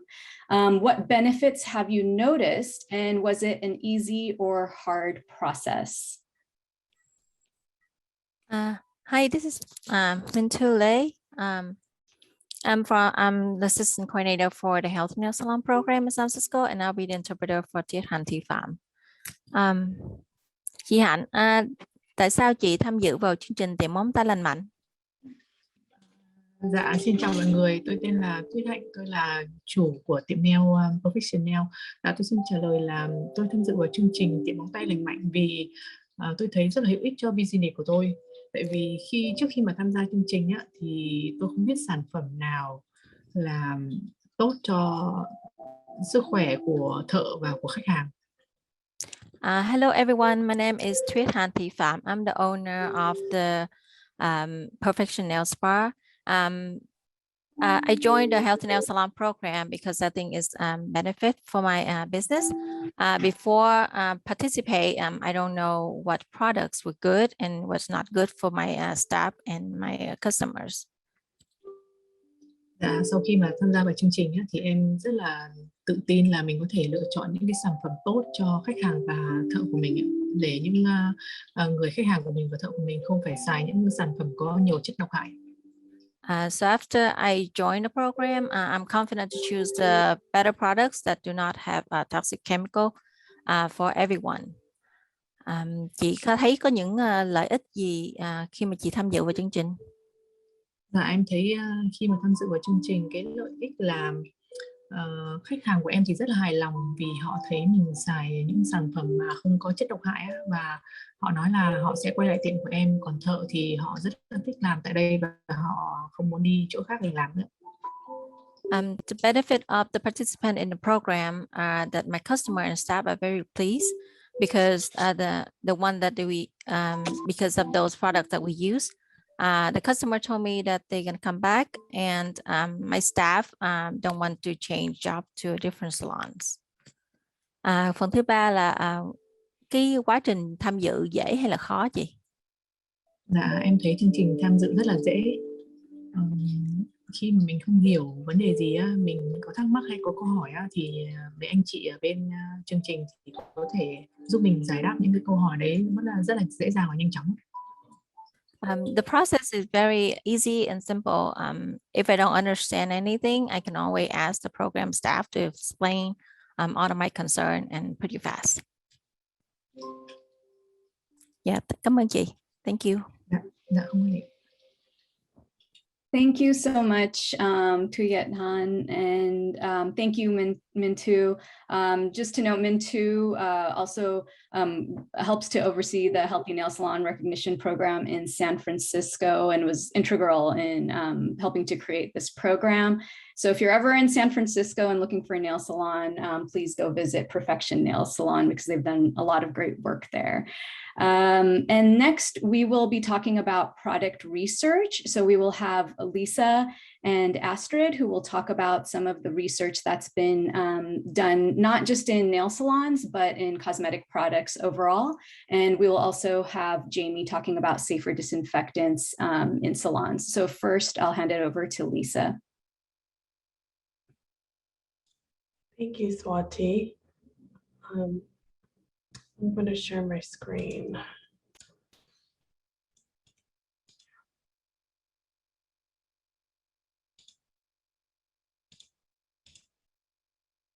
Okay, can you see it? Yes, we can see it. Great. Okay, so go to the beginning. So Swati shared a little bit about our organization, the California Healthy Nail Salon Collaborative. We were founded in 2005 and we're a statewide organization.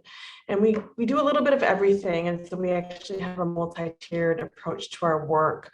It includes research, which I'm going to talk a little bit about, but we also do leadership development, policy advocacy, civic engagement, outreach and education, and also movement building. So we work with organizations across the country that are doing similar work, and we provide a lot of technical assistance. I'm going to be talking about one of the studies that we worked on, and this is called the Capable Project. which stands for Chemicals and Personal Care Asian, Black, and Latina Exposure Project. And this project was a 2-year project in collaboration between both community partners and researchers at UC Berkeley and at the California Department of Public Health. And we looked at personal care product use by Vietnamese women, African American and Black women, and Latinas. And the kind of methods that we used included doing surveys, doing product label reviews, and lab tests. And through all of those pieces, we were trying to find out what chemicals of concern were listed on labels, and also what chemicals of concern were present but not listed on the labels. So we actually found some of that as well. First of all, really briefly, I wanted to share a little bit of background, like why cosmetics, why women of color. And it's important to know that cosmetics and personal care products are actually not regulated very well, as most products are that we use in the US. Little is known about chemicals and cosmetics that affect women's health, and even less when you break it down according to race and ethnicity. And historically, it is important to look at products and kind of have the racial and ethnic analysis behind it, because personal care and cosmetic use and cultural beauty standards in the US and around the world are deeply impacted by Western ideals of beauty, and cosmetics industry and advertising does very specific targeting for communities of color. And so with little to no regulation, there's actually an abundance of chemicals of concern and what we call fragrance that are found in products. And just for the purposes of this presentation, I'm just going to share really briefly how we define these. Chemicals of concern are considered chemicals that are linked to cancer, reproductive or developmental toxicity, or endocrine disruption. And fragrance is considered like fragrance or parfum, which is what you see as an ingredient on a product label that can represent a number of unidentified substances and products, some of which are chemicals of concern. So for this study, I'm going to be sharing the findings just specifically for the Vietnamese community. And if anyone is interested in learning more about the findings from the Black and African American community and from the Latina community, please feel free to message me and I can share those with you as well. We didn't have time to kind of go through all of them, so I'll just be sharing Vietnamese. So to help us understand what products Vietnamese women were using, and it was just Vietnamese immigrant women, not necessarily manicurists, but many did include manicurists.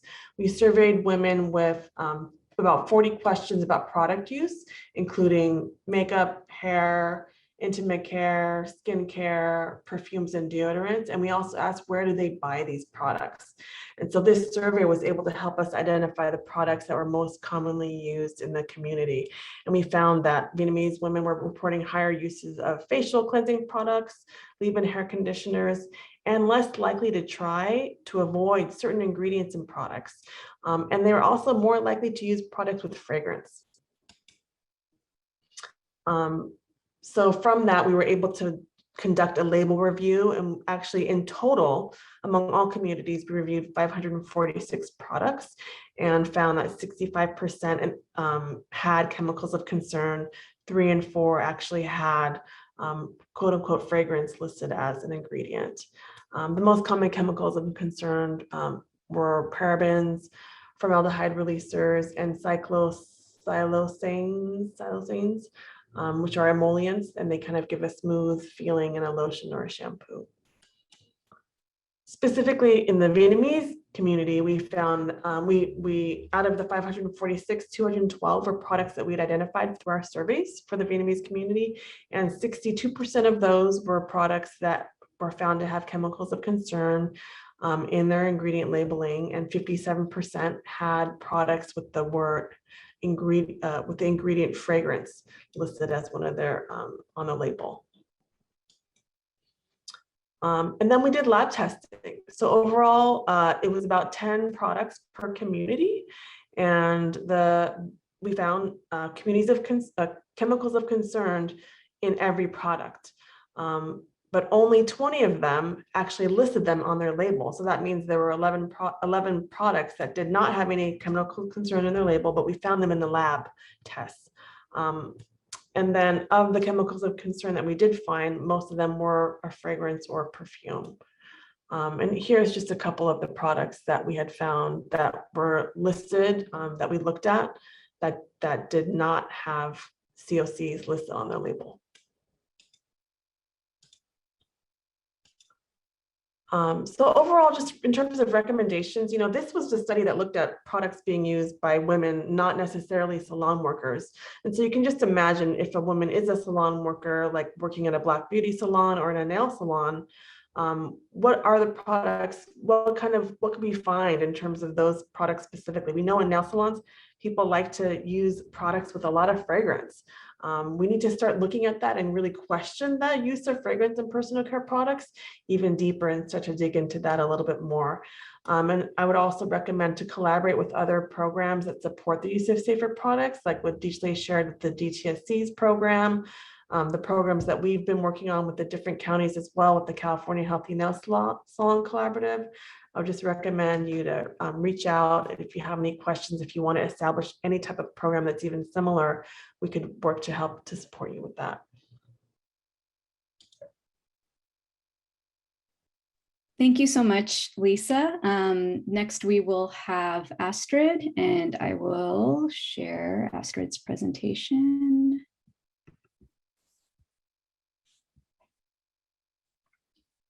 Thank you, Swati, for sharing. Let me know if you cannot see my screen. Okay, great. Go ahead, Astrid. Thank you. Thank you. Thank you all for attending. And I will be presenting on behalf of Black Women for Wellness some of our data that we have related to the subject matter of toxins and chemicals as it relates to personal care products. Similarly, as Lisa had mentioned, we did a taking stock study. And so before we get into that, I just wanted to let you know a little bit about Black Women for Wellness and where we come from. Next slide. So we're committed to the health and well-being of Black women and girls. We do this through education and advocacy, uplifting the voices, and we have our Taking Stock study that we'll be sharing some results from for that data as it relates to environmental justice and personal care products. And so with that, I will be sharing some of the data. And so next slide then. So we started our study in 2020 with a statewide California study. So it included all ethnicities, not just Black and Latinx communities, but also Asian American, as well as Caucasian. And this one is the second phase of that, where we utilize the data through an app base. And so that was very creative means. And so our participants were 35 Black women and 35 Latinx women that lived in Los Angeles County, particularly in the South LA area, which is where we're based with Los Angeles and Leimert Park, as well as some of the surrounding communities. And so over the course of the 7 days, the women would log all of their product use. So from morning up, so whether or not you brush your teeth and the toothpaste used, mouthwash, facial cleansers, soaps and things of that nature all the way throughout the day, washing your hands.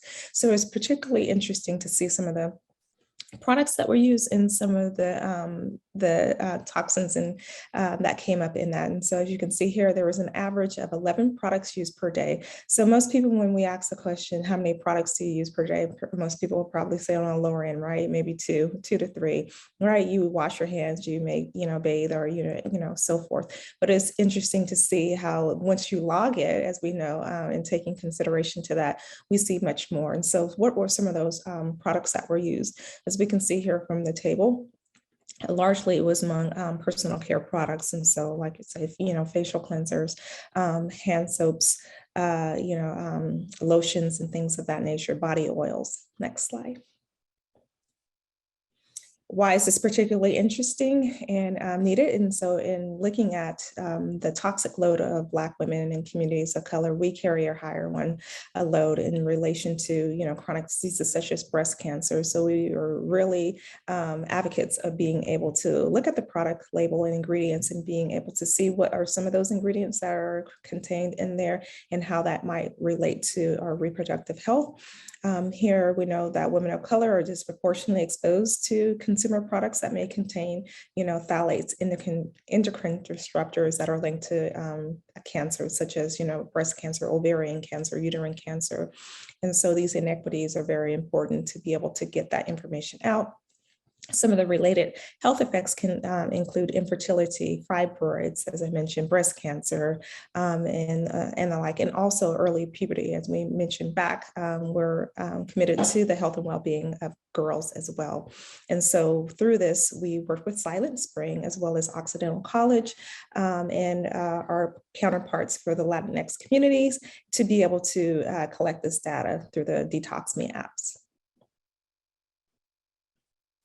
And so in looking at the data, we see some of the questions that they would upload when they put the information in there is what retailers that they use. And so as you can see, Target was a huge retailer among both ethnicities, as well as dollar stores. And I would like to take a moment here is that we have a very, aggressive campaign against Johnson and reflective, I should say, of Johnson & Johnson. And why is that particularly important to Black and Brown communities is because of their talcum-based baby care products. As we know, the baby powder that may contain asbestos in it.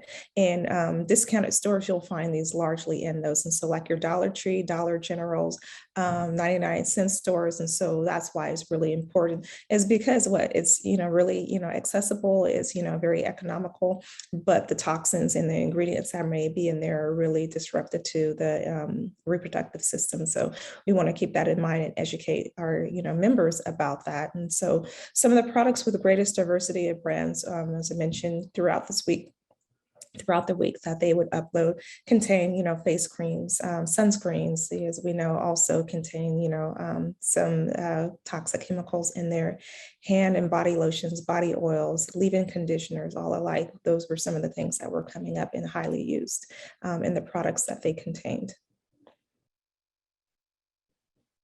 And so specifically, we were able from our statewide study, survey, as I mentioned, that was done in 2020, we were able to pull the data from that as it relates to the nail products use. And so it was pretty, spread across all ethnicities, Black and Brown communities.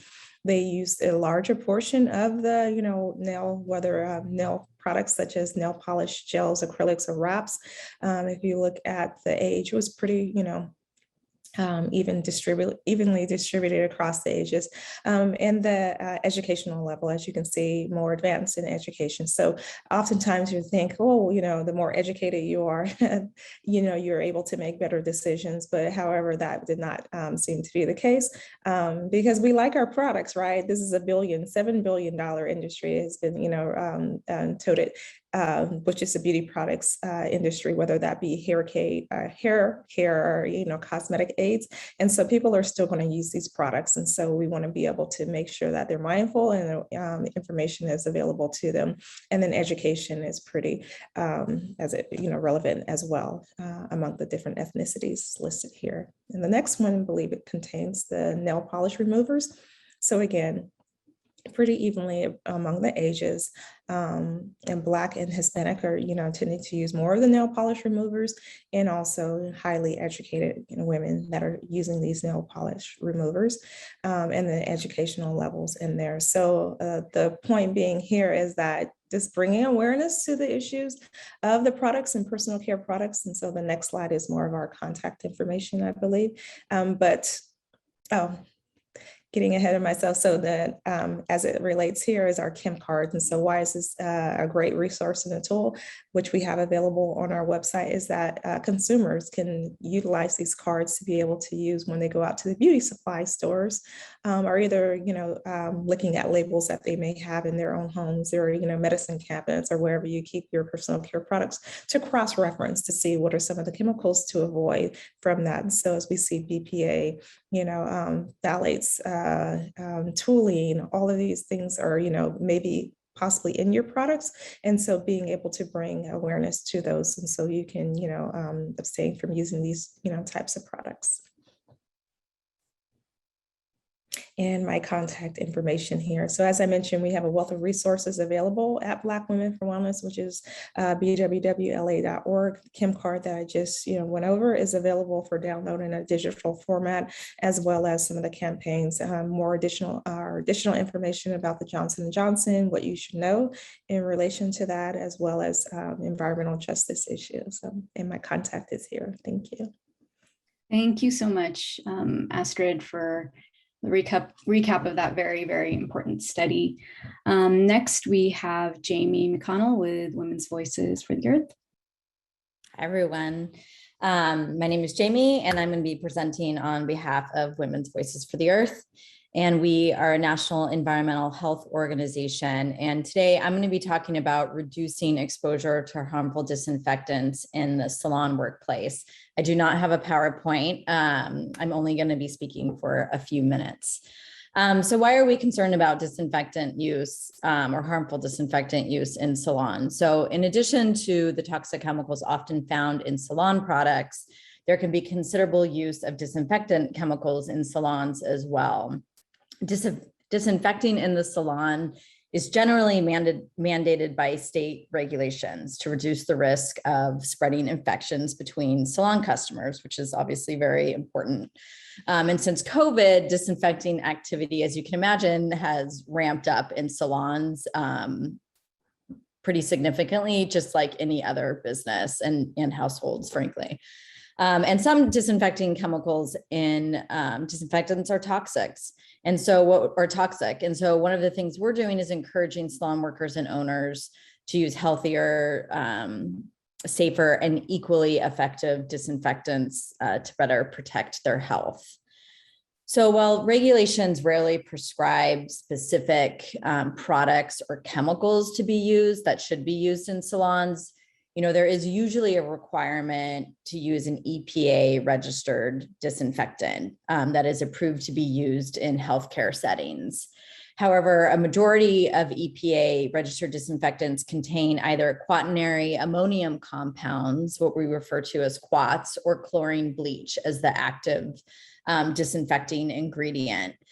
Quats are often used because they are inexpensive and they are potent against numerous infectious agents. But there are effective, safer alternatives that are also EPA registered and available. So some of the concerns we have around quats are, they're potent skin irritants and can cause rashes and dermatitis. Quats can irritate the lungs and lead to breathing problems. Cleaning workers exposed regularly to quats have developed occupational asthma. Quats are linked to reproductive harm, potentially affecting fertility and possibly leading to birth defects. Widespread use of quats is contributing to the global problem of antimicrobial resistance, leading to the development of superbugs that cannot be controlled by antibiotics. Some of our concerns around bleach, or some of the concerns around bleach, it's a significant lung and eye irritant. Extended chlorine bleach exposure can cause chemical burns on the skin. It's the leading cause of chemical eye injuries in children in the US in the category of cleaning products. And it's also the leading cause of calls to poison control. So we already know, this was talked about in previous presentations, that salon workers are at greater risk of skin conditions, respiratory diseases, and reproductive harm from the products that they're using every day. Unnecessary toxic disinfectants really are compounding these risks. And in order to better protect the health of salon workers, the use of safer disinfectants is crucial. So safer EPA registered disinfectants contain the following active ingredients: alcohol, ethanol, hydrogen peroxide, lactic acid, citric acid, and thymol. And those have all been approved for use as being effective against COVID. And these products should also meet the requirements of most state regulations for disinfection in salons.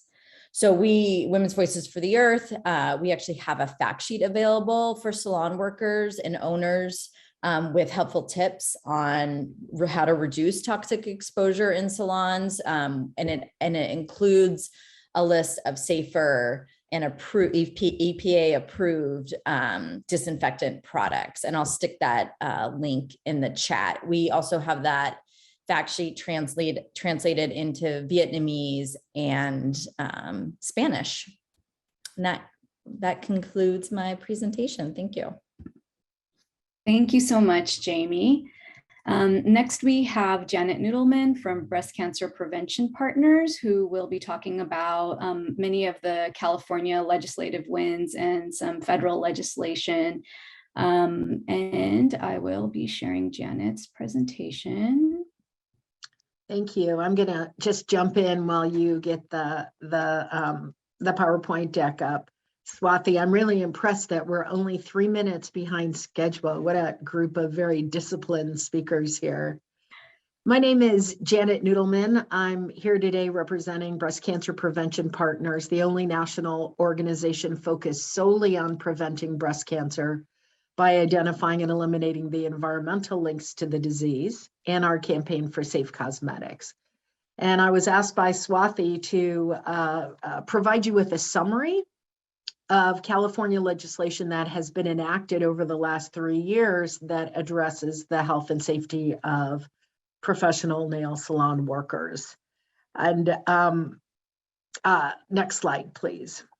What I want to say that's so interesting is that despite the partisan gridlock that we've seen in Congress, California has done a really good job of enacting forward-looking progressive legislation and produced a real bumper crop of California legislation that protects California salon workers. All of our organizations that you've heard from today, or at least most of us, work on public awareness raising and awareness raising of salon workers regarding the toxic chemicals and the products that they use every day.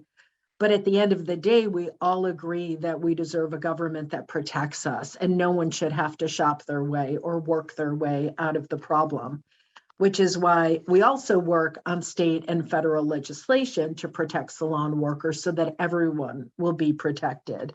And as the 5th largest economy in the world, laws that are enacted here have the effect of serving as de facto laws of the land, because our market is so big. Manufacturers aren't going to just reformulate for California, they're going to reformulate for the whole country, thereby again protecting everyone. So the first piece of legislation I want to start with is AB 2775 that was enacted in 2018. This legislation represents the first law of its kind anywhere in the country that requires the disclosure of the ingredients in professional salon products to appear on the product labels. And that might seem like a no-brainer to you, but currently federal law requires that the ingredients in retail consumer cosmetic products appear on the product label, but there is no such requirement for professional salon products. And that creates a real buyer beware situation, or user beware situation for the salon workers, and makes it impossible for them to know whether or not toxic chemicals are lurking in the products that they're using every day, and also prevents them from further protecting their clientele. So this was a really important right to know piece of legislation for professional salon workers in the state. The very next year in 2019, Assemblyman Kalra passed another bill, and this was Assembly Bill 647. And what this law did was require the manufacturers, well, let me just take one step back and explain the problem statement first, and then I'll tell you what the bill did. Currently, there are very few state or federal protections that exist for salon workers. One of the few things that does exist, however, is that manufacturers of salon products are required to provide companies with safety data sheets that explain chemicals present in the products that present harm to human health. What we've discovered is it's very hard for the employees in salons to access safety data sheets, and thereby, because they don't have ingredient disclosure of the chemicals in the products, and they can't necessarily get their hands on these safety data sheets, they're really in the dark as to how to protect themselves from toxic chemicals in the salon products they use every day. So what AB 647 did was it requires manufacturers of professional salon products to provide salon owners with safety data sheets online via their website so that they can be easily downloaded and made available to salon workers. And it also requires the manufacturers to provide translations of those safety data sheets in Spanish, Vietnamese, Chinese, and Korean.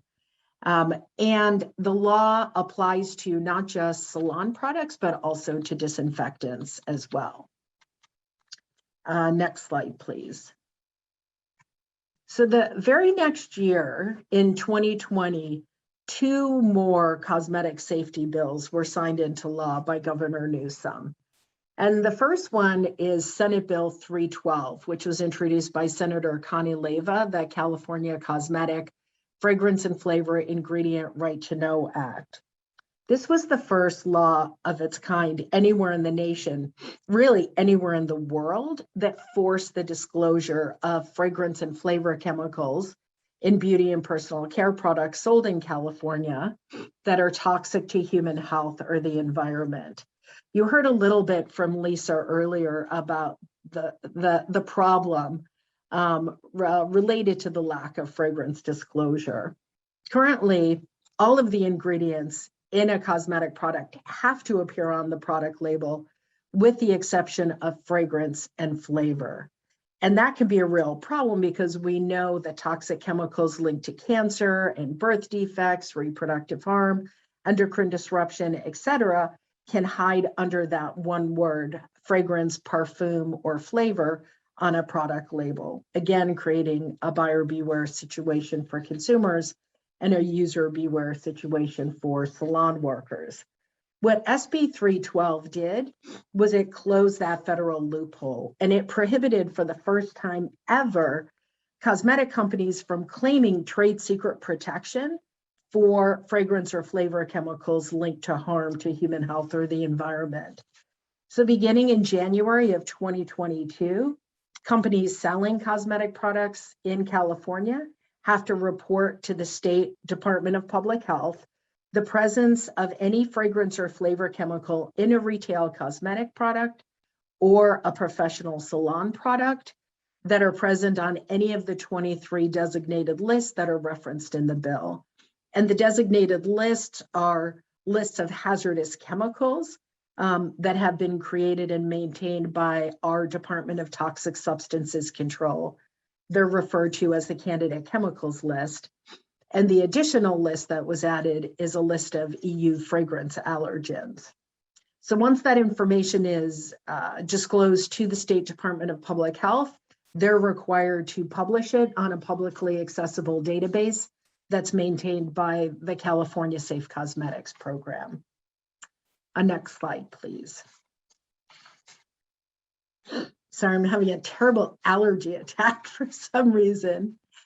So the last bill that I want to share with you, and again, this was another historic piece of legislation. Part of the reason why these bills are all, or these laws are all being referred to as historic, is because the federal government has done so little on this issue.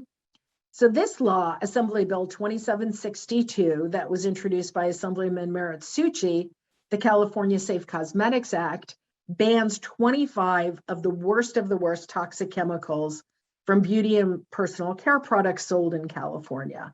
All of these chemicals are currently banned by the European Union, but they are present legally in products sold here in the United States, but not in California as of, let me see what the date of enactment of this was.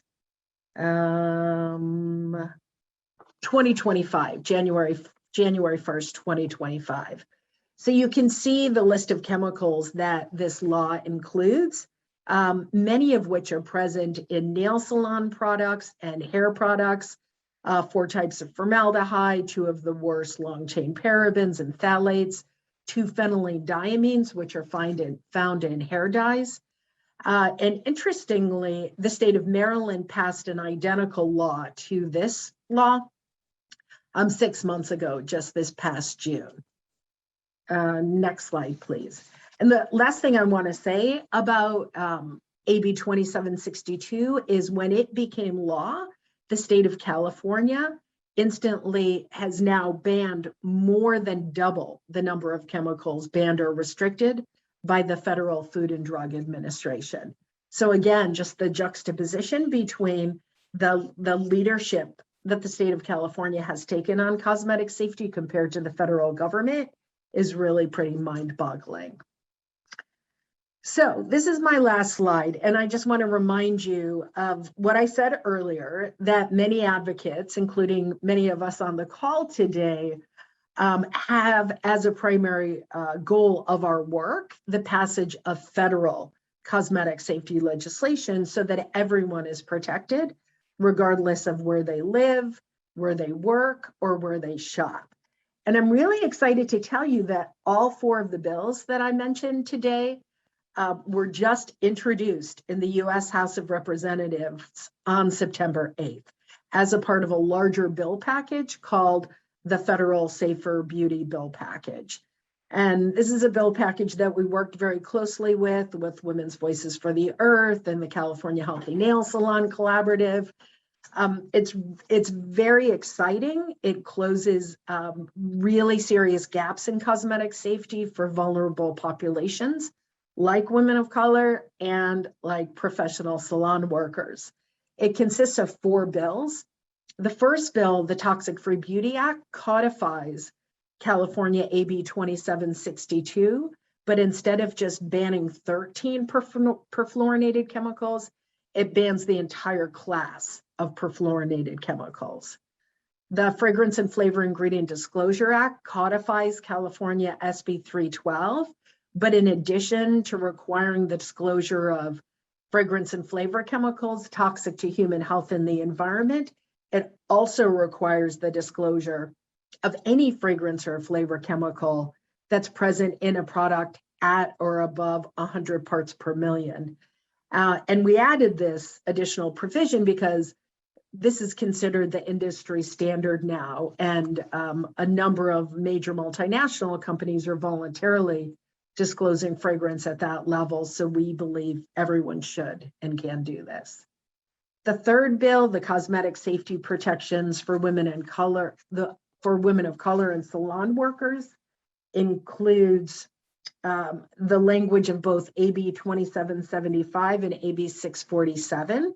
So the SDS access, as well as the ingredient disclosure requirements codified here in California, plus a number of other important protections for women of color. And then finally, the last bill is a Supply Chain Transparency Act, which requires the upstream suppliers of raw materials, of finished products, and of ingredients to provide cosmetic companies with full ingredient disclosure, toxicity data, safety data, and certificates of purity, so that they know that the ingredients that they're purchasing to use in their finished formulated products are safe, and thus the products that they're selling to consumers and to salon workers are safe as well. So I'm just going to stop there and say this bill package has been endorsed by 132 businesses and nonprofit organizations and 2 government agencies. So if the San Francisco Department of the Environment or the Alameda County Public Health Department are on this workshop today, we want to thank you for your endorsement and invite other government agencies to endorse this important bill package as well. Thank you.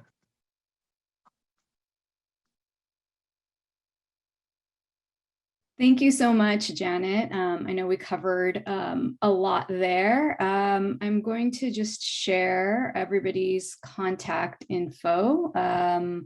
And I know that we're running short on time, so feel free to contact any of us listed here if you have any direct questions. If you have any questions, there's a couple of questions in the chat, which thanks everybody for answering. I know that there was one question just about budget and what budget DTSC has for the Healthy Nail Salon Recognition Program.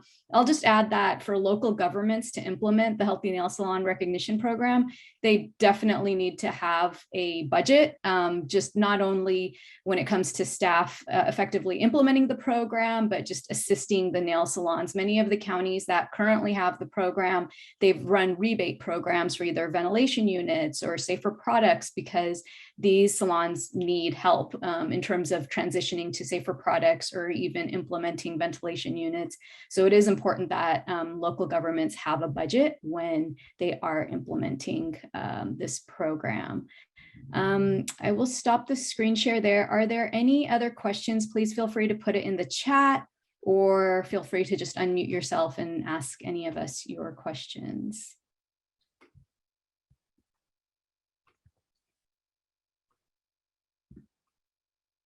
So if there are no questions, I'll just throw one question out. Dijle, can you tell us a little bit about if there is a local government that is interested in starting a Healthy Nail Salon Recognition Program? What does that process look like in terms of support from DTSC? What are some things that local governments should do to get their kind of ducks in a row to start a program? Sure. To start with, we included some guidance on what to expect. That's in the guidelines. I definitely recommend reading that. And once you decide that you have the available budget and resources to contact DTSC. So Chinchao, my coworker, will be the contact person for the implementation. Then there's some other additional material in addition to the ones on our website, such as program seals that the local agency need to get those from us for certifying salons. And if any kind of technical question, that will be me. And any questions about the implementation, that will be Chen. And once they're on, if the program is implemented and they have certified salons, then again, we have a link to the map that shows the Healthy Nail Salons on our website, which is actually owned by the California Healthy Nail Salon Collaborative. So we will also update those new Healthy Nail Salons on our website as well.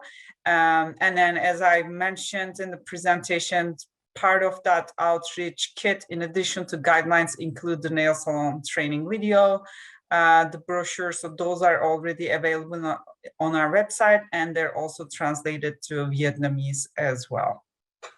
Thank you, Dijle. I have a couple of questions. This is a tough one, but it's where can we find a list of safer beauty products? Janet, Jamie, or Lisa, or Astrid, feel free to chime in on that.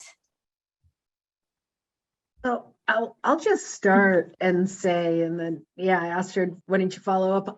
I'll start and I'll say my favorite app is called Clearya, and not everyone's aware of it. It's CLEARYA, and what it is it's a web extension. So you basically attach it to Chrome, and it doesn't steal your information at all because it's run by a nonprofit organization. But when you're shopping online, like at Walmart or Amazon or Sephora for beauty or personal care products, a window will pop up and warn you if there's chemicals of concern in the product that you're about to buy. And then it will recommend a safer alternative. So I really like that because it provides like real-time information when you're shopping. Janet, if you can send us a link to that in the sure. chat, that would be wonderful. Astrid, Lisa, or Jamie, please feel free to add. Yes, in my off mute. In 2021, we have to make sure we're off mute. So in addition to what Janet just shared, there are other resources such as EWG, which is the Environmental Working Group, has an app. Also, you can go online. Great thing about that is a scoring system between 1 and 10. Ideally, you want to be like 1 to 3 or under 5, definitely in the green space. It gives you a color designation. So green obviously being good, and red and yellow, which is a warning. As I shared earlier, the Detox Me app, which is another one, as well as a retailer online we have on our website is Black and Green. So if you're in the looking for products clean, safe, organic, there's our list of providers, our hair care and beauty all alike on Black and Green website. The next question, I know we're running over time, so I'll answer this one, and if Brittany, you can let me know if we have time for 1 or 2 more questions. But the next question is, since SDS availability is a national requirement, what is different about nail salons? Do they need an enforcement priority? I'll chime in a little bit, and then Janet and Lisa, if you can add in. It's not necessarily an enforcement priority for nail salons. The reason why that was prioritized was it was an accessibility issue. Nail salon owners and workers weren't necessarily utilizing safety data sheets because it wasn't translated in their language. So it was basically an accessibility issue. So that's why we sponsored this bill about having safety data sheets translated and make it more accessible to those that need to know what are the ingredients in this product, what are some of the hazards, and so forth. So it wasn't necessarily an enforcement priority. Lisa, Janet, please feel free to add on. Yeah, I just wanted to add on to the additional access issue that was addressed by requiring manufacturers to make the SDSs available online.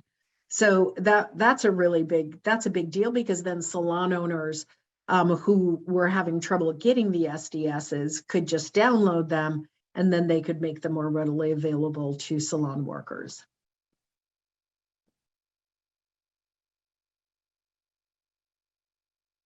Great, thank you all. Are there any other last minute questions? Otherwise, you all have all of our contact info. And thank you again to EPA Region 9 for inviting us to do this panel. Thank you again. And I'll hand it over to Brittany. Thank you. Thank you to our speakers, and thank you to Swati for facilitating this important and dynamic session. I know I certainly learned a lot from it. So that concludes day 3 of this year's roundtable. Tomorrow is our final day, and we'll have a number of great speakers and sessions, and we'll be covering P2 implementation. So you can use the same link that you used today to access the event tomorrow. And I think I saw that there is a survey for you to complete in the chat. So please just take a moment to share your feedback on today's session. So we hope to all see you tomorrow. Thanks.